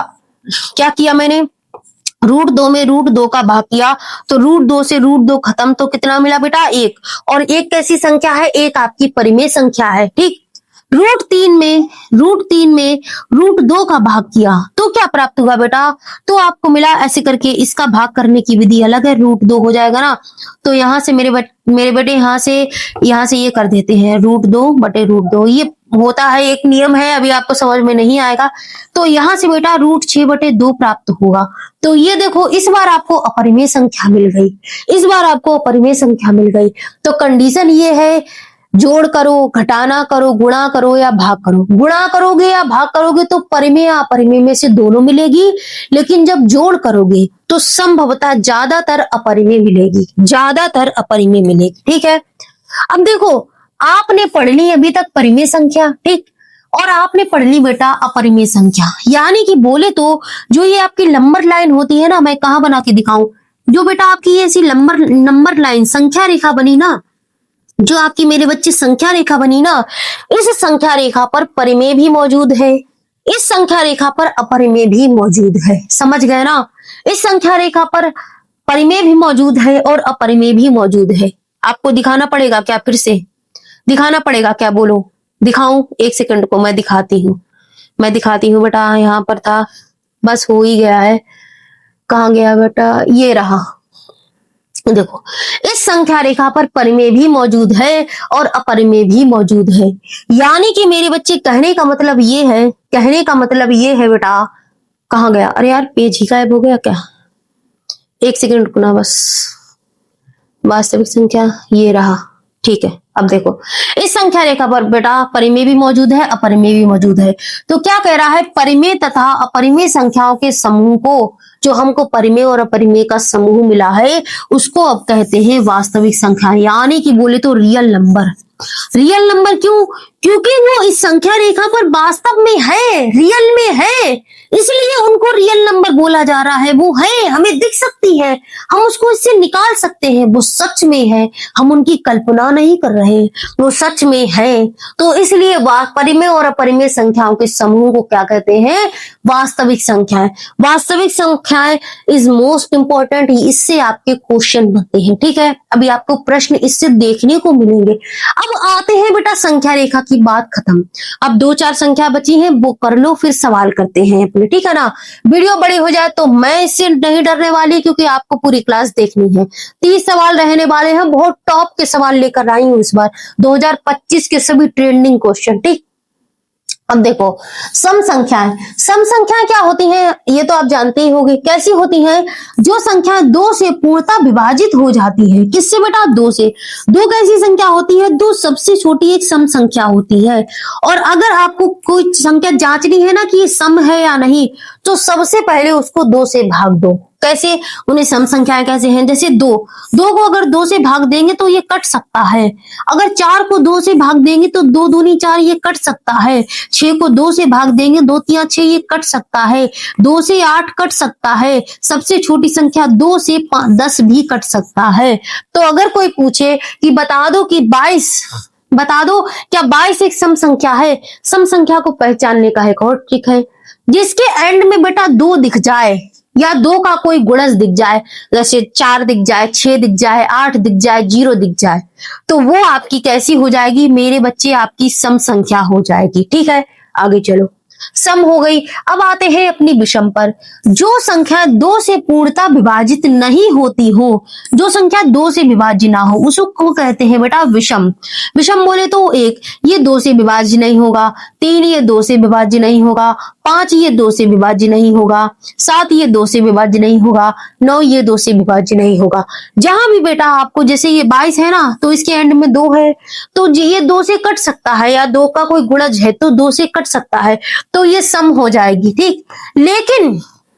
लेकिन अगर 2 के अलावा यहाँ 7 दिख जाए, 5 दिख जाए, 3 दिख जाए, 9 दिख जाए, तो ये विषम हो जाती है। विषम की एक कंडीशन और भी है, जो संख्या लगभग 3 से कटे, 5 से कटे, 7 से कटे, वो आपकी विषम संख्या हो जाती है, ठीक है ना। जब हम लोग विभाज्यता के नियम पढ़ेंगे तब मैं इसको काटना वाला सब बताऊंगी। अब आते हैं मेरे बच्चे भाज्य संख्याएं। भाज्य संख्याएं क्या होती हैं कि जिस संख्या के 2 से अधिक गुणनखंड होते हैं उसे भाज्य संख्या कहते हैं। कहने का मतलब क्या है, जैसे ये 4 है, अब देखो लो, एक चीज नहीं बताई, सम संख्या को बोलते हैं बेटा इवन नंबर, ठीक है, इंग्लिश में, और विषम को बोलते हैं ऑड नंबर, ठीक है। अब आगे बेटा आपकी भाज्य संख्या। भाज्य बोले तो जो विभाजित हो सकती है, जैसे बेटा ये 4 है, ये 4 किससे किससे कट सकती है, देखो 1 के पहाड़े में 4 आता है, ठीक, और 2 के पहाड़े में 4 आता है, और 4 के पहाड़े में भी 4 आता है, इसके अलावा किसी में नहीं आता है। तो देखो बेटा, जो संख्या 1 से कटे और अपने आप से कटे, लेकिन 1 और अपने आप के अलावा भी किसी से कटे, जैसे ये 2 से कट रही है, यानी जिसके बेटा 2 से ज्यादा गुणनखंड हो, वो होती है आपकी भाज्य संख्या। जैसे अगर मैं ले लूं 6, तो ये बेटा 1 से कटेगा, अपने आप से कटेगा, 2 से भी कटेगा, 3 से भी कटेगा, तो ये भाज्य हो गई। अब मान लो जैसे 5 है, ठीक, तो इस 5 को अगर तुम काटोगे तो 1 से कटेगा और अपने आप से कटेगा, और ये 1 और 5 के अलावा और किसी से नहीं कटेगा, तो ये भाज्य नहीं है। और जो जिसके 2 से ज्यादा गुणनखंड हो वो भाज्य होती है। इंग्लिश में इसको बोलते हैं बेटा कंपोजिट नंबर। क्या बोलते हैं मेरे बच्चे, कंपोजिट नंबर, ठीक है। आगे चलो, अब आती है बेटा आपकी अभाज्य संख्या। अभाज्य संख्या क्या होती है, जिस संख्या के केवल 2 गुणनखंड हो, 1 और एक वो स्वयं यानी कि खुद, उसे अभाज्य संख्या कहते हैं। जैसे बेटा ये 2 है, 2 किससे किससे कटेगी? एक तो 1 से कटेगी और अपने आप से कटेगी, इसके अलावा ये किसी से भी नहीं कटेगी। जैसे ये 5 है, ये 1 से कटेगी और अपने आप से कटेगी, इसके अलावा किसी से भी नहीं कटेगी। तो इसको बोलते हैं मेरे बच्चे अभाज्य संख्या। इंग्लिश में इसको बोलते हैं बेटा प्राइम नंबर, प्राइम नंबर, ठीक है ना। अब आते हैं अपने सहअभाज्य संख्या पर। बस 2 और बची हैं, कर लो, उसके बाद प्रश्न करने हैं। सहअभाज्य संख्या क्या होती है बेटा? वे 2 संख्याएं जिनका केवल एक ही उभयनिष्ठ गुणनखंड हो, उसे सहअभाज्य संख्या कहते हैं। जैसे कहने का क्या मतलब है? जैसे आपने 8 और 15 लिया, क्या लिया बेटा? 8 और 15 लिया ना, क्या इसमें से देखो कोई चीज कॉमन आ रही है? 8 और 15, 8 सम है, 15 विषम है, और दोनों में से कोई चीज अगर हम कॉमन ले तो कॉमन नहीं आ रही, यानी कि बेटा इसमें से एक ही कॉमन आ रहा है। तो ये कैसी है? ये सहअभाज्य संख्याएं हैं। ये बेटा को प्राइम नंबर है। कैसे नंबर है? को प्राइम नंबर। जैसे अगर मैं कहूं 4 और 8 है हमारे पास, इसमें से आप कॉमन ले सकते हो, 2 कॉमन ले सकते हो, 2 दूनी 4, सॉरी इसमें से बेटा आप 4 कॉमन ले सकते हो, 4 एकम 4, 4 दूनी 8। तो बेटा इसमें से 4 कॉमन आ गया, तो ये सहअभाज्य संख्या नहीं है, ठीक, क्योंकि इसका उभयनिष्ठ गुणनखंड 4 है और इसका उभयनिष्ठ गुणनखंड 1 है, इसका भी 1 है। तो ये बेटा को प्राइम नंबर है आपके, ठीक है, सहअभाज्य संख्या है। आगे चलो, अब आते हैं अपनी काल्पनिक संख्याओं पर। अभी तक हम लोगों ने वास्तविक संख्या पढ़ी जो वास्तव में थी, हमको दिखती थी, ये लास्ट है, देख लो। तो काल्पनिक संख्याएं क्या होती हैं बेटा? वे संख्याएं जिनमें -1 का प्रयोग होता है काल्पनिक संख्याएं कहलाती हैं। अब इसके चक्कर में ना पड़ो। जैसे मैंने कहा वास्तविक संख्याएं तुमको दिख रही हैं, वास्तव में है, रियल में है, लेकिन काल्पनिक संख्याएं हम लोगों ने कल्पना करके बनाई है। जैसे अगर हम लोग -1 है और ये रूट में लिखा है, तो -1 का रूट बेटा कभी निकलता ही नहीं है, इसकी वैल्यू निकलती ही नहीं है, इसकी वैल्यू कुछ होती ही नहीं है। तो हम लोगों ने कल्पना कर दी, जहां भी -1 रूट का मान निकाला जाएगा उसको हम आई से दर्शा देंगे, उसको हम इमेजिन कर लेंगे, उसको हम इमेजिनरी नंबर बोल देंगे। तो हमारी काल्पनिक संख्याएं क्या हो गई मेरे बच्चे? जहां पर जिस संख्या का वास्तव में मान नहीं है, जिसको हम इमेजिन कर रहे हैं, आई से दर्शा रहे हैं, तो वो वाली संख्या बेटा हमारी इमेजिनरी नंबर है। जहां पर देखो माइनस का रूट 1 की वैल्यू क्या है? आई, हमने इसकी वैल्यू होती नहीं है, हमने इमेजिन करी है आई से। इमेजिनरी नंबर, काल्पनिक संख्या, ठीक। अब देखो हमारे पास क्या है? वास्तविक संख्या है और काल्पनिक संख्या है। जब ये लास्ट है, बस इसके बाद क्वेश्चन है, जब बेटा वास्तविक और काल्पनिक को संग में बैठा लेंगे तो इनको क्या बोलेंगे? इनको बोलेंगे मेरे बच्चे सम्मिश्र संख्याएं। क्या बोलेंगे मेरे बच्चे? सम्मिश्र संख्याएं। जैसे वे संख्याएं जिन्हें a+bi के रूप में लिखा जा सके सम्मिश्र संख्याएं कहलाती है। अब देखो यहां पर बेटा जैसे a है और प्लस bi है, तो यहाँ पर ए पता है क्या चीज है? ए तुम्हारी वास्तविक संख्या है, कोई भी वास्तविक संख्या है ए, मान लो ए तुम्हारी 5 है और प्लस में बी तुम्हारी ये बी आई जो है ना वो काल्पनिक संख्या है, वो बेटा काल्पनिक संख्या है, वो मेरे बच्चे काल्पनिक संख्या है। जैसे यहाँ पर देखो ए की जगह पर 3 तुम्हारी वास्तविक संख्या है, रियल में है, परिमेय है 3, ये वास्तविक है, और जो प्लस में 2i लिखा है वो इमेजिन किया गया है, वो रूट -1 की वैल्यू है, ये बेटा आपकी इमेजिनरी नंबर है, ये बेटा आपके कॉम्प्लेक्स नंबर है इंग्लिश में, ठीक है। अब बेटा सारी संख्या मैंने आपको पढ़ा दी। आगे चलो अब देखो इसमें हम लोगों ने क्या क्या पढ़ी है, आप लोग सारी संख्या एक बार रिपीट कर लेते हैं, ठीक है। क्या क्या पढ़ी है बताओ। सबसे पहले हम लोगों ने परिमेय पढ़ी थी ना, 1 2 3 4 5 6 7, याद है? ठीक। जो सबसे पहले प्राकृतिक पढ़ी थी हम लोगों ने, जो प्रकृति से प्राप्त हुई। उसके बाद हम लोगों ने पढ़ी थी बेटा पूर्ण संख्याएं, जब प्राकृतिक के संग 0 को रख दिया जाता था, है ना। फिर हम लोगों ने पढ़े थे बेटा पूर्णांक, जिसमें ऋणात्मक वाली संख्याएं आ गई थी, वो सब मिलके पूर्णांक हो गए थे, ठीक। पूर्ण में हमने पढ़ा था बेटा जब 0 आ गया था, जब प्राकृतिक के संग 0 बैठ गया था तो ये पूर्ण बन जाती थी। उसके बाद बेटा हम लोगों ने पढ़ी थी परिमेय संख्याएं, जो p/q के फॉर्म में लिखी जा सकती थी, है ना। फिर उसके बाद आई थी हम लोगों की अपरिमेय संख्याएं, जो p/q के फॉर्म में नहीं लिखी जा सकती थी, ठीक। फिर इनकी विशेषताएं भी हमने पढ़ी थी। फिर परिमेय और अपरिमेय मिल गई तो संग में क्या बन गई थी बेटा? संग में बन गई थी रियल नंबर, बोले तो वास्तविक संख्या। ठीक, वास्तविक संख्याओं के बाद आती थी हमारी काल्पनिक, जिसमें -1 रूट का मान हम लोगों ने इमेजिन किया आई से। ठीक, प्राकृतिक संख्या में और कौन कौन सी पढ़ी है? सम पढ़ी है, विषम पढ़ी है, इवन और ऑड, भाज्य पढ़ी है और अभाज्य पढ़ी है। ठीक, और उसके बाद सह अभाज्य पढ़ी है। इतनी सब संख्याएं हम लोगों ने पढ़ ली और आज इसका दी एंड हो गया। अब मुझे नहीं लगता कि आपको कहीं से भी कोई कंफ्यूजन होगा। अब 30 सवाल और कर लो, ये टॉपिक बिंदास तरीके से, धाकड़ तरीके से कवर होने वाला है। और चैनल को अभी भी सब्सक्राइब नहीं किया है बेटा तो कर दो बेटा, आपके लिए ही अच्छा बोल रही हूँ। धाकड़ सीरीज ऐसे पूरा बेसिक से मैथ पढ़ाऊंगी, पूरा खत्म करूंगी मैथ शुरू से लेकर अंत तक।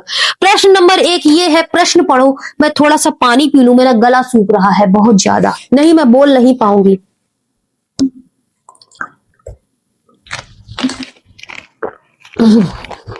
ठीक है ना बेटा, स्टार्ट करें? Are you ready? ठीक है, चलो देखो, अब ध्यान से एक एक प्रश्न पढ़ना है हमको और एक एक प्रश्न हमको देखना है। अब आपको खाली ये सॉल्व नहीं करना है, मैं आपको चारों ऑप्शन के माध्यम से क्वेश्चन बना के दिखाऊंगी, हर एक ऑप्शन में पीएचडी करवाऊंगी। देखो, प्रश्न नंबर 1 है, क्या कह रहा है कि संख्या रेखा पर प्रत्येक बिंदु क्या दर्शाता है? बताओ, संख्या रेखा क्या होती थी? संख्या रेखा आपकी 0 1 2 3, ठीक है ना, ये आपकी संख्या रेखा होती थी। Very good. तो कह रहा था कि संख्या रेखा पर प्रत्येक बिंदु क्या दर्शाता है? क्या प्राकृतिक संख्या दर्शाता है संख्या रेखा पर? देखो भाई, इसमें तो प्राकृतिक भी है और पूर्ण भी है, पूर्णांक भी है, परिमेय भी है, परिमेय भी है। प्राकृतिक नहीं दर्शाता, सिर्फ प्राकृतिक नहीं दर्शाता। ठीक है, क्या पूर्णांक दर्शाता है? क्या पूर्णांक दर्शाता है? बिल्कुल पूर्णांक तो दर्शाता ही है, लेकिन और ऑप्शन देख लेते हैं। पूर्णांक के साथ परिमेय और अपरिमेय भी तो दर्शाता है, तो केवल पूर्णांक नहीं हो सकता। ठीक, क्या परिमेय संख्या दर्शाता है? इस संख्या रेखा पर परिमेय संख्या होती है? बिल्कुल होती है मैम, लेकिन परिमेय के संग अपरिमेय भी तो होती है, तो परिमेय केवल परिमेय नहीं हो सकती। क्या वास्तविक संख्या दर्शाता है? ये ऑप्शन सही है। ये ऑप्शन क्यों सही है? क्योंकि बेटा इसमें परिमेय भी तो होती है, ये सब होती है, परिमेय के संग अपरिमेय भी तो होती है। याद करो, परिमेय के संग अपरिमेय भी तो होती है, और परिमेय और अपरिमेय का समूह मिल जाता है इसमें संख्या रेखा पर, तो वो क्या बन जाती थी बेटा? वो बन जाती थी आपकी रियल नंबर, बोले तो वास्तविक संख्या बन जाती थी। हो गया ना प्रश्न एक धाकड़ तरीके से? ठीक है, आगे चलो। अब आते हैं बच्चे अपने प्रश्न नंबर 2 पर, पढ़ो इसको। कह रहा है, इनमें से कौन सी संख्या वास्तविक है लेकिन परिमेय नहीं है? बोले तो कि वो रियल नंबर होनी चाहिए, वास्तव में है लेकिन वो परिमेय नहीं होनी चाहिए। क्या नहीं होनी चाहिए बेटा? परिमेय। बोले तो पी/क्यू के रूप में, क्या परिमेय नहीं है, पी/क्यू के रूप में नहीं होनी चाहिए। देखो ये तो 3/4 है, ये तो पी/क्यू के रूप में है, तो ये इसको तो हटा ही दो पहले। ठीक है, क्या 5 1 है लेकिन ये परिमेय नहीं होनी चाहिए, तो 5 को लिखो ना, 5 के नीचे 1 होता है, तो 5 भी तो परिमेय है, ये भी हटा दो। देखो ये रूट 7 है, ये परिमेय नहीं है, ये परिमेय नहीं है। कह रहा है कि परिमेय नहीं है, तो ये परिमेय भी नहीं है। और पहली कंडीशन क्या है कि संख्या वास्तविक हो, तो अपरिमेय संख्या वास्तविक नहीं है क्या? परिमेय और अपरिमेय का ग्रुप मिलके क्या क्या बनता था? रियल बनता था ना, तो ये बेटा सही है, ये सही है। अब जैसे अगर मैं √2 को देखूं, ये √2 को देखूं, अगर ये √2 को देखूं, क्या ये परिमेय संख्या है? बिल्कुल है, इसके नीचे कुछ नहीं तो 1, तो बेटा ये परिमेय संख्या हो जाएगी। ये तीनों आंसर गलत है, option C is the right. ठीक है, प्रश्न नंबर 3 पे आते हैं। इसमें क्या है बेटा?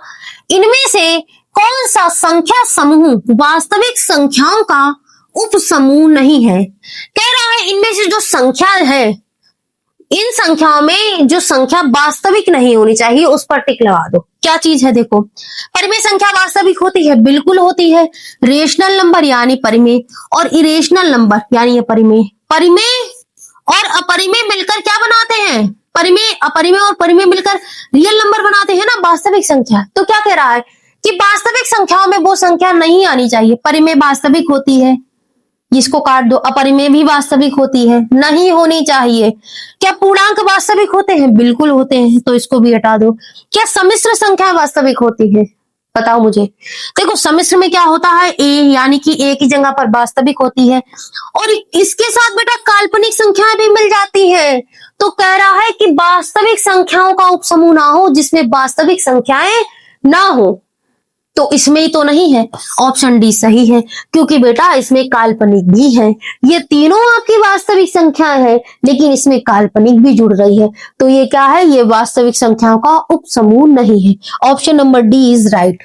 प्रश्न नंबर 4 पे आते हैं। क्या कह रहा है कि वास्तविक संख्याओं के समूह में निम्नलिखित में से कौन शामिल है।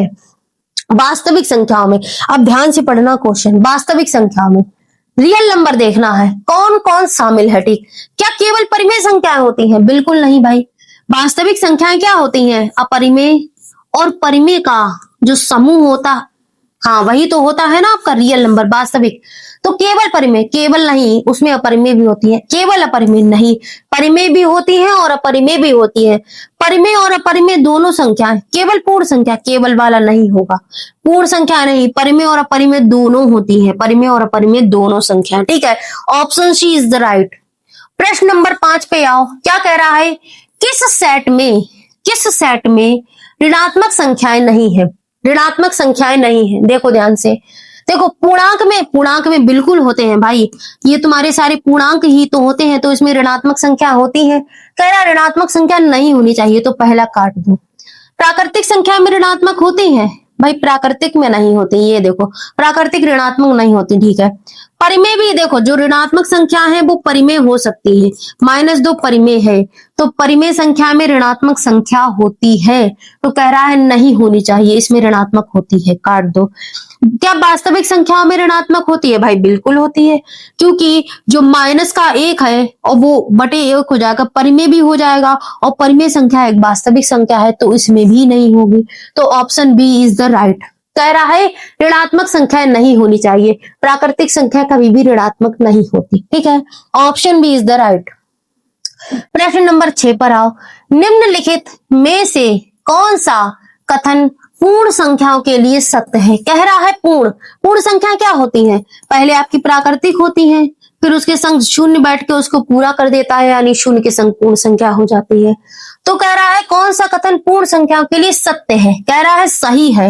इनमें भिन्न शामिल है, इनमें भिन्न शामिल है, बताओ भिन्न शामिल है कहीं से? नहीं है, सत्य बताना है। इसमें ऋणात्मक संख्या शामिल है? नहीं है भाई।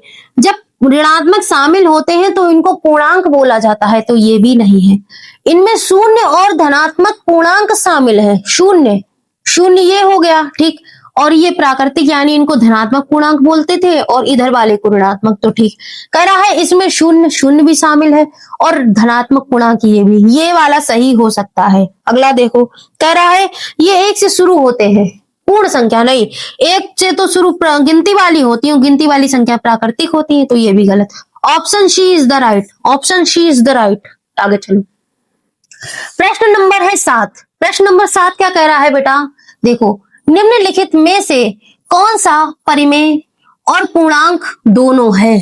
कह रहा है इनमें से ऐसी संख्या बता दो जो परिमेय भी हो और पूर्णांक भी हो। तो देखो ये तो परिमेय है, 1/2 परिमेय है, लेकिन क्या ये पूर्णांक है? नहीं है भाई, क्योंकि मैम इसमें तो जो है ये पूर्णांक नहीं है, दशमलव बन जाएगा, नहीं है भाई। तो 3 क्या, तो ये नहीं है। क्या 3 परिमेय है? बिल्कुल है, 3 के नीचे कुछ नहीं तो 1, तो ये परिमेय भी है, p/q की फॉर्म में है। ठीक है, और क्या ये पूर्णांक है? बिल्कुल है, क्योंकि 3 अपने आप में पूर्णांक है, तो ये वाला सही है। सी देखो, क्या ये पूर्णांक, क्या ये परिमेय है? ये तो अलग से ही दिख रहा है, रूट में 2 है, ये तो अपरिमेय ही है, इसको काट दो। और पाई तो अपरिमेय होता ही है। कह रहा है परिमेय भी हो, 3 परिमेय भी है और 3 पूर्णांक भी है। Option B is the right, option B बेटा इज द राइट। ठीक है, आगे चलो, कितने हो गए? 7 8। प्रश्न नंबर 8 देखो, कह रहा है निम्नलिखित में से कौन सी संख्या एक अपरिमेय संख्या है। अपरिमेय संख्या बतानी है। अब देखो ये वाला देखो, जैसे आपका है √3 में गुणे 27, तो अगर तुम 27 और 3 का गुणा कर दोगे बेटा तो तुम्हारा 81 बनेगा, 81, और 81 को रूट से बाहर निकालोगे तो 9 बनेगा। कह रहा है अपरिमेय संख्या होनी चाहिए, लेकिन 9 तो तुम्हारी परिमेय है, 9 के नीचे कुछ नहीं तो 1, तो ये वाला तो नहीं है। अब इसमें देखो, यहां पर है 4, और जब तुम √4 को रूट से बाहर निकालोगे तो 2 आएगा, तो 4 दूनी 8, और 8 क्या परिमेय है? बिल्कुल है, 8 के नीचे कुछ नहीं तो 1, और इसको चाहिए अपरिमेय, ये भी काट दो। 169, अब ये बेटा होता है 13, 169 को रूट से बाहर निकालोगे ना तो इसका 13 का वर्ग हो गया, और 196 ये बेटा 14 का वर्ग हो गया। ठीक है, ध्यान से देखो 196, तो यहां से बचा -1, -1 परिमेय है? बिल्कुल है, -1 के नीचे कुछ नहीं तो 1 है, तो ये भी परिमेय है, इसको भी काटो। पूछ रहा है अपरिमेय होनी चाहिए। अब देखो ये वाला देखो, इस 9 को बाहर निकालोगे ना रूट से तो 3 आएगा, और बीच में प्लस है, और रूट 7 को बाहर निकाल नहीं सकते। तो देखो मैंने क्या बताया था, अपरिमेय के साथ परिमेय बैठ गया, तो इसने इसकी भी कास्ट अपरिमेय की कर दी। बुरी संगत के संग एक अच्छा संगत का लड़का बैठ गया तो वो भी मिलकर बुरा हो गया, तो ये बेटा अपरिमेय हो गई। अपरिमेय के संग परिमेय बैठी है तो ये अपरिमेय हो गई। कह रहा है अपरिमेय संख्या ही पूछ रहा है, option D is the right, option D is the right. ठीक, प्रश्न नंबर 9 कह रहा है निम्नलिखित में से ठीक कौन सी गैर शून्य संख्या, यानी कि बेटा जिसमें शून्य नहीं होना चाहिए, ठीक, नॉन जीरो, गैर शून्य संख्या प्रत्येक समुच्चय, यानी कि समुच्चय बोले तो शून्य ना हो, शून्य के अलावा क्या क्या हो, वो संख्या पूर्ण भी हो, पूर्णांक भी हो, परिमेय भी हो और वास्तविक भी हो। तो चलो देखते हैं। अब देखो इसमें शून्य दिया है, शून्य को तो हटा ही दो क्योंकि उसने बोला है नॉन जीरो, जीरो नहीं होना चाहिए। उसके अलावा देखो कह रहा है परिमेय भी होना चाहिए, तो ये देखो √2 है, ये तो अपरिमेय है, इसको भी हटा दो। कह रहा है अब देखो ये पूर्ण है, बिल्कुल पूर्ण है, ये पूर्ण संख्या है, ये पूर्णांक भी है, अपने आप में पूर्ण भी है, पूर्णांक भी है, क्या परिमेय है? परिमेय भी है, 1/1 p/q के फॉर्म में भी है। और परिमेय संख्या हमेशा कैसी होती है? वास्तविक भी है, रियल नंबर भी है, तो ये वाला आंसर सही है। और -1 क्या है? -1 क्यों नहीं है? क्योंकि क्या ये पूर्णांक है, देखो ये पूर्ण संख्या नहीं है, बाकी ये पूर्णांक भी है, ये परिमेय भी है, ये परिमेय भी है, ये पूर्णांक भी है, और ये परिमेय संख्या वास्तविक भी होती है, लेकिन बेटा ये पूर्ण नहीं है। क्यों? क्योंकि पूर्ण संख्या में केवल शून्य और धनात्मक पूर्णांक आते हैं, लेकिन इसके आगे ऋणात्मक का साइन लगा है, तो option A is the right, option A is the right. ठीक है, आगे चलो। प्रश्न नंबर 10 देखो, कह रहा है which of these number is neither rational और इंटीजर। ठीक है, क्या कह रहा है इनमें से कौन सी संख्या ना तो परिमेय है और ना ही पूर्णांक है, यानी कि ना परिमेय हो और ना ही पूर्णांक हो। तो देखो ये तो भाई परिमेय हो जाएगी क्योंकि 4 के नीचे कुछ नहीं तो 1, तो ये परिमेय है। कह रहा है परिमेय नहीं होना चाहिए, तो इसको काट दो, ऑप्शन नंबर ए कट गया। कह रहा है ना तो परिमेय हो ना पूर्णांक हो। देखो 1.5 क्या परिमेय हो सकती है? देखो अगर तुम पॉइंट हटाओगे तो नीचे शून्य बढ़ेगा, और 5 दूनी 10 और 5 3 15, तो ये तो बेटा p/q के फॉर्म में हो गई, ये तो परिमेय हो गई। कह रहा है परिमेय नहीं होना चाहिए, ये परिमेय हो गई, इसको काटो। ठीक, अब क्या कह रहा है? इसको काटो। ठीक, कह रहा है परिमेय नहीं होना चाहिए, ये परिमेय है, इससे काम बन सकता है, और ना ही पूर्णांक हो, ना ही ये पूर्णांक है, तो ऑप्शन सी सही है, ऑप्शन सी बेटा सही है। और ये वाला देखो 7/1 ये परिमेय भी है और अपने आप में पूर्ण अंक भी है, तो option C is the right. प्रश्न नंबर 11 देखो, निम्नलिखित कथनों पर विचार कीजिए। क्या कथन है भाई?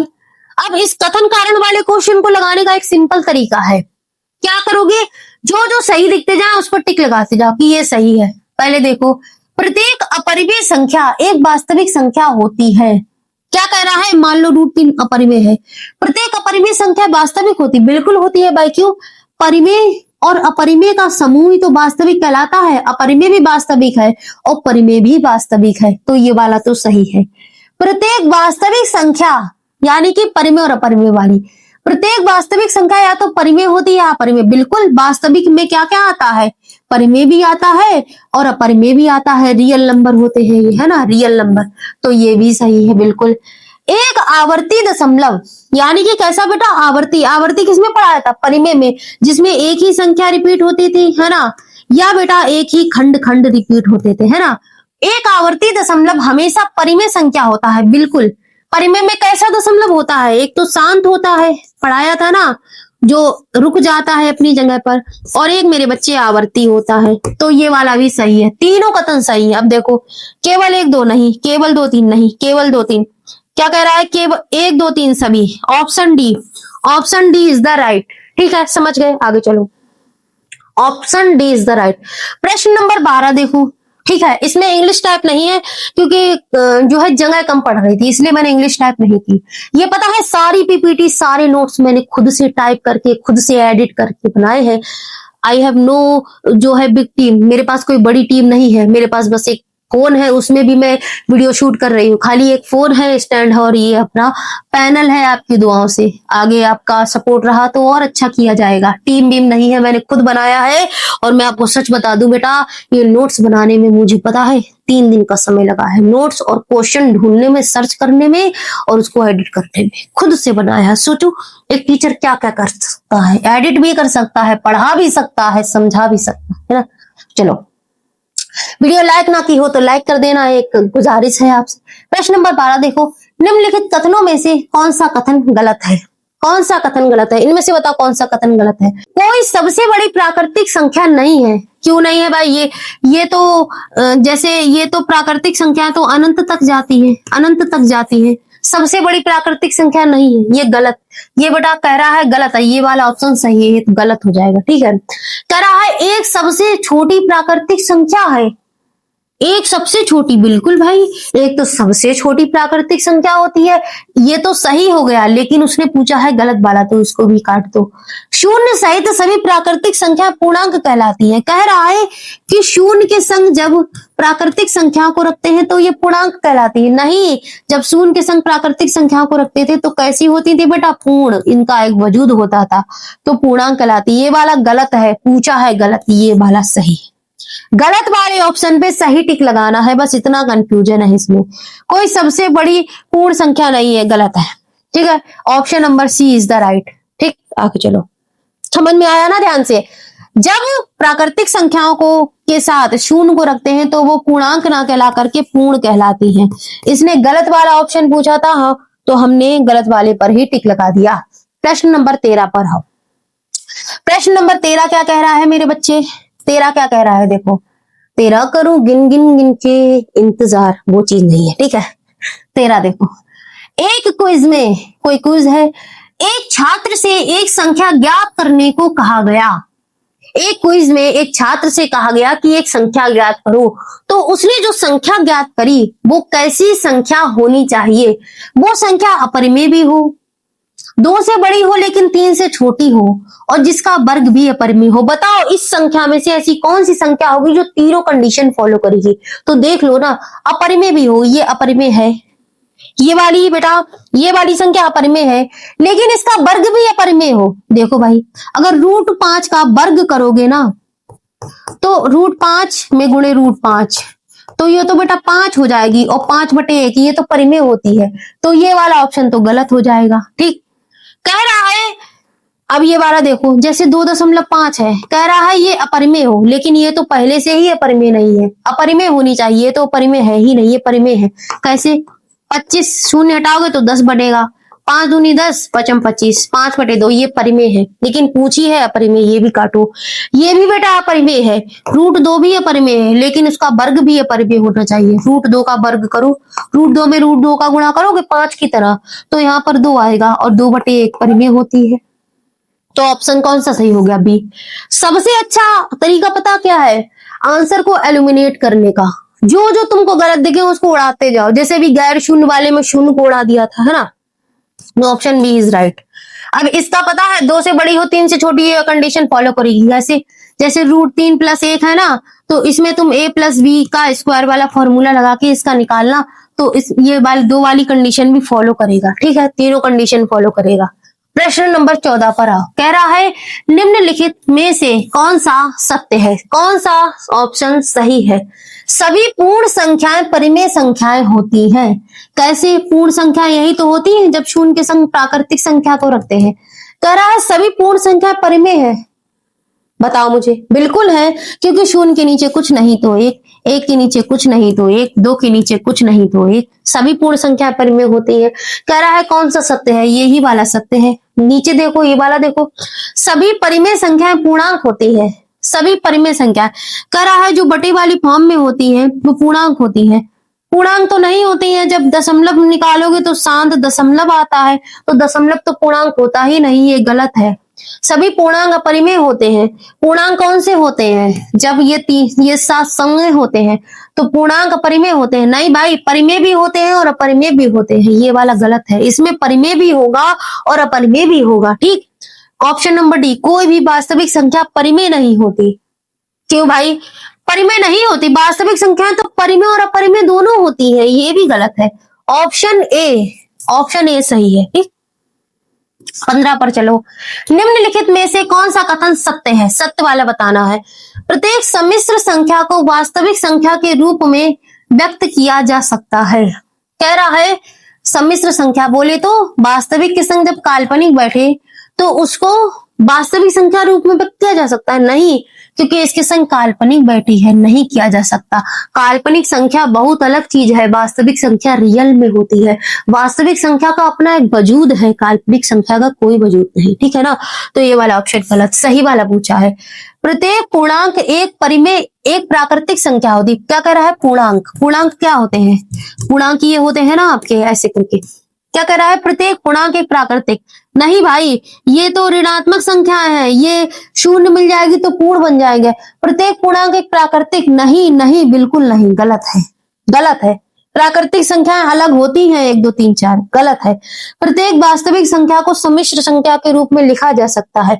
अब ये वाला ऑप्शन ये वाले ऑप्शन में बहुत अंतर है, पढ़ के देखना, मैं लिख के बताती हूँ। कह रहा है वास्तविक संख्या को सम्मिश्र संख्या के रूप में लिखा जा सकता है। बिल्कुल भाई, क्योंकि मान लो जो वास्तविक संख्या ए है, कह रहा है कि इसको काल्पनिक संख्या के रूप सम्मिश्र संख्या के रूप में लिख दो, तो मैं क्या करूं? सम्मिश्र में क्या क्या होता है? वास्तविक होती है और काल्पनिक होती है, तो मैं ए प्लस आई बी आई करके लिख दूंगी, ए प्लस बी आई करके लिख दूंगी, क्योंकि इसमें वास्तविक भी आ गई। ए वास्तविक है आपकी, ए रियल नंबर है, और जो आई बी है वो इमेजिनरी नंबर है, काल्पनिक नंबर है। तो ये वाला ऑप्शन बेटा सही होगा। लेकिन इस वाले ऑप्शन में ऐसा क्या था जो नहीं सही हुआ? कह रहा है पूरी जो है इमेजिनरी नंबर बना के दे रहा है और कह रहा है इसमें से वास्तविक निकाल के दिखा दो, वास्तविक संख्या के रूप में लिख दो। नहीं लिख सकते यार, नहीं लिख सकते, गलत है, गलत है। ये वाला सही है, सी। ये देखो, प्रत्येक वास्तविक संख्या एक पूर्ण संख्या होती है। वास्तविक संख्या बोले तो रियल नंबर जो दिख रही है वो पूर्ण संख्या नहीं भाई, पूर्ण भी होती है, उसमें पूर्णांक भी होते हैं, ये भी गलत है। ठीक है, option C is the right. ठीक, आगे चलो। प्रश्न नंबर 16 क्या कह रहा है कि परिमेय में अपरिमेय को जोड़ दो तो क्या आएगा? तो देखो भाई, परिमेय है मान लो तुम्हारी 2 और इसमें एक अपरिमेय जोड़ दो तो क्या मिला? कुल मिला के अपरिमेय मिला ना, अपरिमेय मिला ना। ठीक है, तो इसका आंसर क्या हो जाएगा बेटा? अपरिमेय। परिमेय नहीं हो सकता। कह रहा है या तो परिमेय या तो अपरिमेय। देखते हैं भाई, परिमेय में जोड़ेंगे, अपरिमेय को नहीं, ये तो कभी हो ही नहीं सकता, क्योंकि परिमेय में बेटा अपरिमेय में बेटा अलग अलग दशमलव जो है रिपीट होते हैं अलग अलग प्रकार के। तो जब परिमेय में उसको जोड़ोगे तो वो दशमलव को अपने आप में ही, जैसे कि 1.141 है ना, √2 का मान होता है, इसमें अगर हम 2 जोड़ देंगे तो 2.141 ऐसे करके हो जाएगा, तो ये कुल मिला के अपरिमेय ही तो हो जाएगी। तो इसका आंसर बी सही है, option B is the right. ठीक, प्रश्न नंबर 17 देखो, यदि x और y अपरिमेय है तो x प्लस y क्या होगा? मान लो x और y अपरिमेय है, मान लो x बराबर √2 है, ठीक, और x बराबर y बराबर √3 है, y बराबर बेटा √3 है। ठीक है, कह रहा है इन दोनों को जोड़ दो, तो √2 में √3 को जोड़ोगे तो क्या आएगा? तो √2 में √3 को जोड़ोगे तो यहाँ पर रूट में ही तो संख्या आएगी, तो यहाँ पर क्या हो जाएगा? हमेशा अपरिमेय नहीं, हमेशा अपरिमेय नहीं, हमेशा परिमेय तो आने का सवाल ही नहीं। ये वाला सही होगा। क्यों? परिमेय यदि x बराबर -y, जैसे कि x आपने √2 मान लिया और यहाँ पर पता है √2 मान लिया और y को तुमने माइनस का √2 मान लिया, तो जिसके आगे कुछ नहीं तो प्लस का होता है, तो प्लस का √2 माइनस का √2 कट जाएगा तो शून्य आएगा, और शून्य कैसी संख्या है? परिमेय हो सकती है जब y का मान माइनस में हो। ठीक है, कभी परिमेय नहीं, गलत है। Option number B, option number C सही है। ठीक, प्रश्न नंबर 18 पर आओ। एक परिमेय संख्या को यानी 2 एक परिमेय है, ठीक, अपरिमेय संख्या से गुणा करने पर किस प्रकार की संख्या प्राप्त होती है? कह रहा है एक परिमेय संख्या को किसी अपरिमेय संख्या से मान लो 2 से कर दिया, किसी अपरिमेय संख्या से गुणा करने पर किस प्रकार की संख्या प्राप्त होती है? देखो अपरिमेय भी हो सकती है, ठीक। और मान लो परिमेय, 0 परिमेय है, 0 एक परिमेय संख्या है। परिमेय को अपरिमेय में गुणा करेंगे तो 0 प्राप्त होगा, और 0 एक परिमेय है, तो अपरिमेय भी हो सकती है और परिमेय भी हो सकती है। कभी परिमेय कभी अपरिमेय। ये गलत, ये गलत, ये गलत, ठीक। Option number D is right. प्रश्न नंबर है 19, देखो क्या कह रहा है। दो परिमेय संख्याओं का गुणनफल हमेशा होता है। गुणनफल परिमेय संख्याओं का, तो मान लो 2 में गुणे 2 किया तो 4 आया, तो हमेशा परिमेय होता है। हमेशा क्या होता है बेटा? परिमेय। परिमेय परिमेय का गुणा करो, जोड़ करो, भाग करो, घटाना करो, परिमेय ही आएगा, ठीक। परिमेय ही आएगा। Option is the right. आगे चलो, ठीक है। प्रश्न नंबर 20, 10 क्वेश्चन और बचे हैं अभी। परिमेय संख्या का दशमलव विस्तार होता है। परिमेय संख्या का दशमलव विस्तार कैसा होता है? परिमेय में कैसा दशमलव होता था? एक तो शांत होता था जो अपनी जगह शांति से बैठ जाता था, और एक होता था बेटा आवर्ती जो एक ही संख्या या एक ही खंड बार बार रिपीट करता था। तो अशांत होने का सवाल ही नहीं। अशांत और अनावर्ती किस में आते हैं? अपरिमेय में आते हैं। शांत या आवर्ती, ये सही है। केवल शांत, केवल अशांत। Option B is the right. प्रश्न नंबर 21 देखो, निम्नलिखित में से आवर्ती दशमलव, आवर्ती बोले तो एक ही संख्या रिपीट करे या एक ही खंड रिपीट करे। आवर्ती दशमलव के बारे में कौन सा कथन सही है? हमेशा परिमेय, हमेशा अपरिमेय। आवर्ती अपरिमेय नहीं भाई, आवर्ती दशमलव हमेशा परिमेय में होता है, और अपरिमेय में कैसा होता है? अनावर्ती, है ना। कभी परिमेय नहीं, कभी परिमेय नहीं, गलत। कभी परिमेय नहीं, हमेशा परिमेय होगा, हमेशा पूर्ण संख्या। ऑप्शन सी, परिमेय संख्या का दशमलव शांत और आवर्ती होता है, इसलिए हमेशा परिमेय।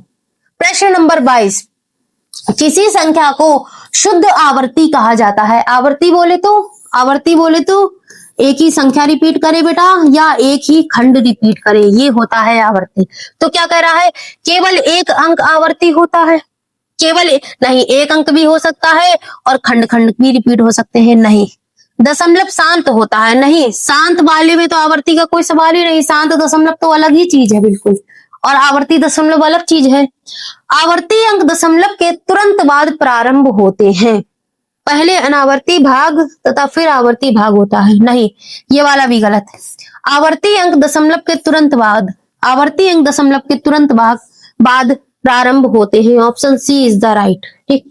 प्रश्न नंबर 23, एक अपरिमेय संख्या का दशमलव विस्तार है। अपरिमेय संख्या का, परिमेय में कैसा होता है? शांत और आवर्ती, और अपरिमेय में कैसा होता है? अशांत और अनावर्ती। देखो, शांत तो परिमेय में होता है, एक अपरिमेय संख्या का आवर्ती भी परिमेय में होता है, अशांत और अनावर्ती ये होता है अपरिमेय में। Option C is the right. ये वाला भी गलत है, ठीक है।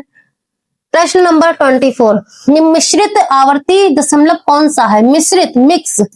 कैसा बेटा? मिक्स। और बोला है आवर्ती, आवर्ती किसमें होता है बताओ? अब परिमेय में होता है ना, तो देखो मिश्रित।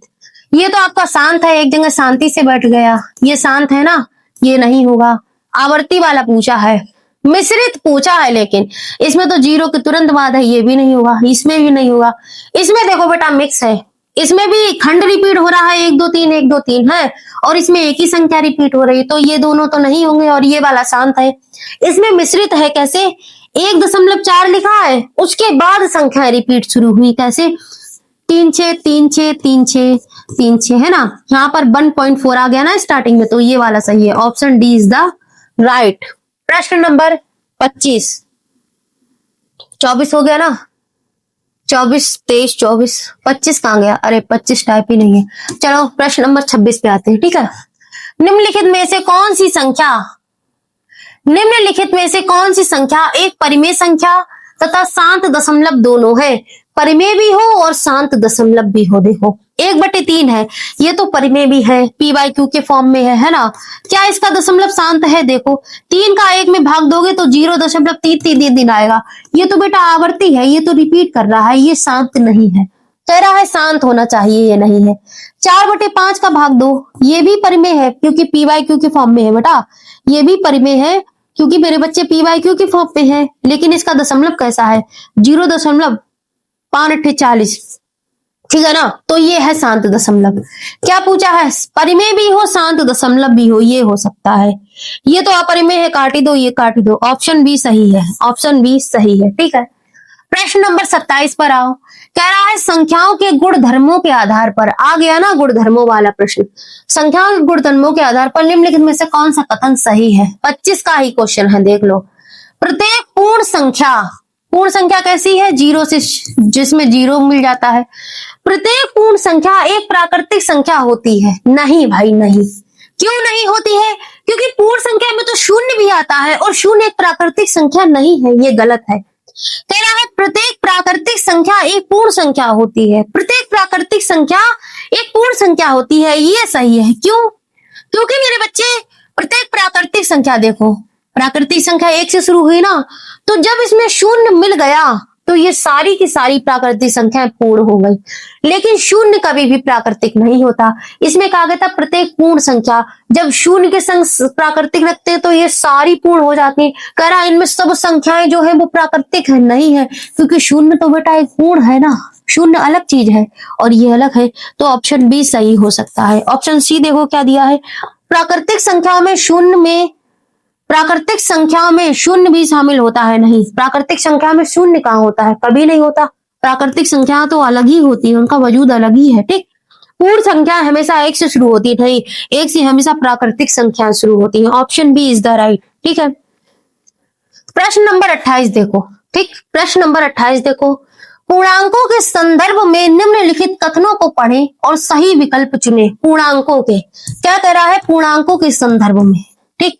ये आपके पूर्णांक होते हैं, वेरी गुड। कह रहा है कौन सा कथन सही है।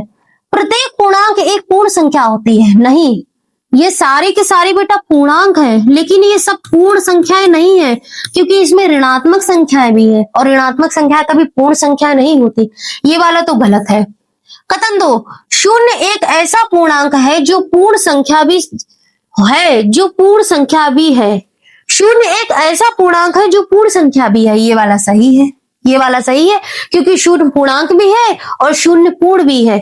तो इसमें ऑप्शन कथन 2 सही हो जाएगा। कथन 1 और दोनों सत्य हैं, गलत। कथन 1 सत्य है लेकिन कथन 2 असत्य है, गलत। कथन 1 असत्य है लेकिन कथन 2 सत्य है। ऑप्शन सी सही है। कथन 1 और दोनों असत्य हैं, गलत। Option C is the right, ठीक है। आगे चलो। प्रश्न नंबर 19 देखो क्या कह रहा है। किस समुच्चय में, यानी कि किस सेट में, किस समुच्चय में -5, 0 और 6 जैसी संख्याएं शामिल हैं। मतलब किस समुच्चय में -5, 0 और 6 जैसी संख्या, जैसे देखो -5 वो है तुम्हारी, वो ऋणात्मक पूर्णांक है। 0 तुम्हारी ये पूर्ण संख्या है और 6 तुम्हारी प्राकृतिक संख्या है। देखो प्राकृतिक भी हो, ये तुम्हारी प्राकृतिक नहीं है, तो -5 जो है वो तो प्राकृतिक तो नहीं है, तो प्राकृतिक हट जाएगा। पूर्णांक देखो, -5 भी पूर्णांक है, 0 भी पूर्णांक है और 6 भी पूर्णांक है, ये सही है। ये तीनों पूर्णांक होते हैं ना। अपरिमेय का तो सवाल ही नहीं। पूर्ण संख्या में -5 नहीं आएगा, पूर्ण संख्या में 0 और 6 आएगा। तो option B is the right, ठीक है ना बेटा। आगे चलो। प्रश्न नंबर 30 क्या कह रहा है, निम्नलिखित में से कौन सा युग्म सहअभाज्य संख्याओं को दर्शाता है। सहअभाज्य क्या होती थी बेटा, जिसमें क्या होता था, केवल एक उभयनिष्ठ गुणनखंड आता था, है ना। इसमें कुछ भी कॉमन नहीं आता था। क्या आता था, एक उभयनिष्ठ गुणनखंड। देखो किसमें से एक निकल रहा है, सहअभाज्य पूछा है। ये 14 है ना, इसमें देखो 7 कॉमन आ जाएगा। 7 दूनी 14, 7 पंचे 35, तो ये तो नहीं हो सकता। खाली एक कॉमन आना चाहिए। देखो 18 और 25, क्या इसमें से कुछ कॉमन आएगा, इसमें से कुछ भी कॉमन नहीं आएगा। 18 सम है और 25 विषम संख्या है, ठीक। इसमें से देखो बेटा 21, इसमें से 21 कॉमन आएगा। 21 एकम 21, 21 दूनी 42, ये भी नहीं है। ऑप्शन बी सही है। इसमें 9 है ना, इसमें से बेटा 9 कॉमन आएगा। 9 एकम 9, 9 तिया 27, तो option B is the right. अभी भागना नहीं, थोड़ी सी मेरी बात सुन लो, ठीक है। प्रश्न नंबर 30 हो गए। मैंने आपसे टॉप 30 प्रश्न का वादा किया था, सारे 30 प्रश्न करवा दिए, सारी बेसिक से थ्योरी करवा दी। अब जाकर कहीं से भी संख्याओं के वर्गीकरण, क्लासिफिकेशन ऑफ नंबर के सारे क्वेश्चन तुम कर लो, कहीं से कोई दिक्कत नहीं होगी। नोट्स चाहिए तो मुझे कमेंट में बताना, मैं आपके नोट्स टेलीग्राम पर डाल दूंगी, लेकिन डालूंगी तभी जब आप लोगों की रिक्वेस्ट आएगी।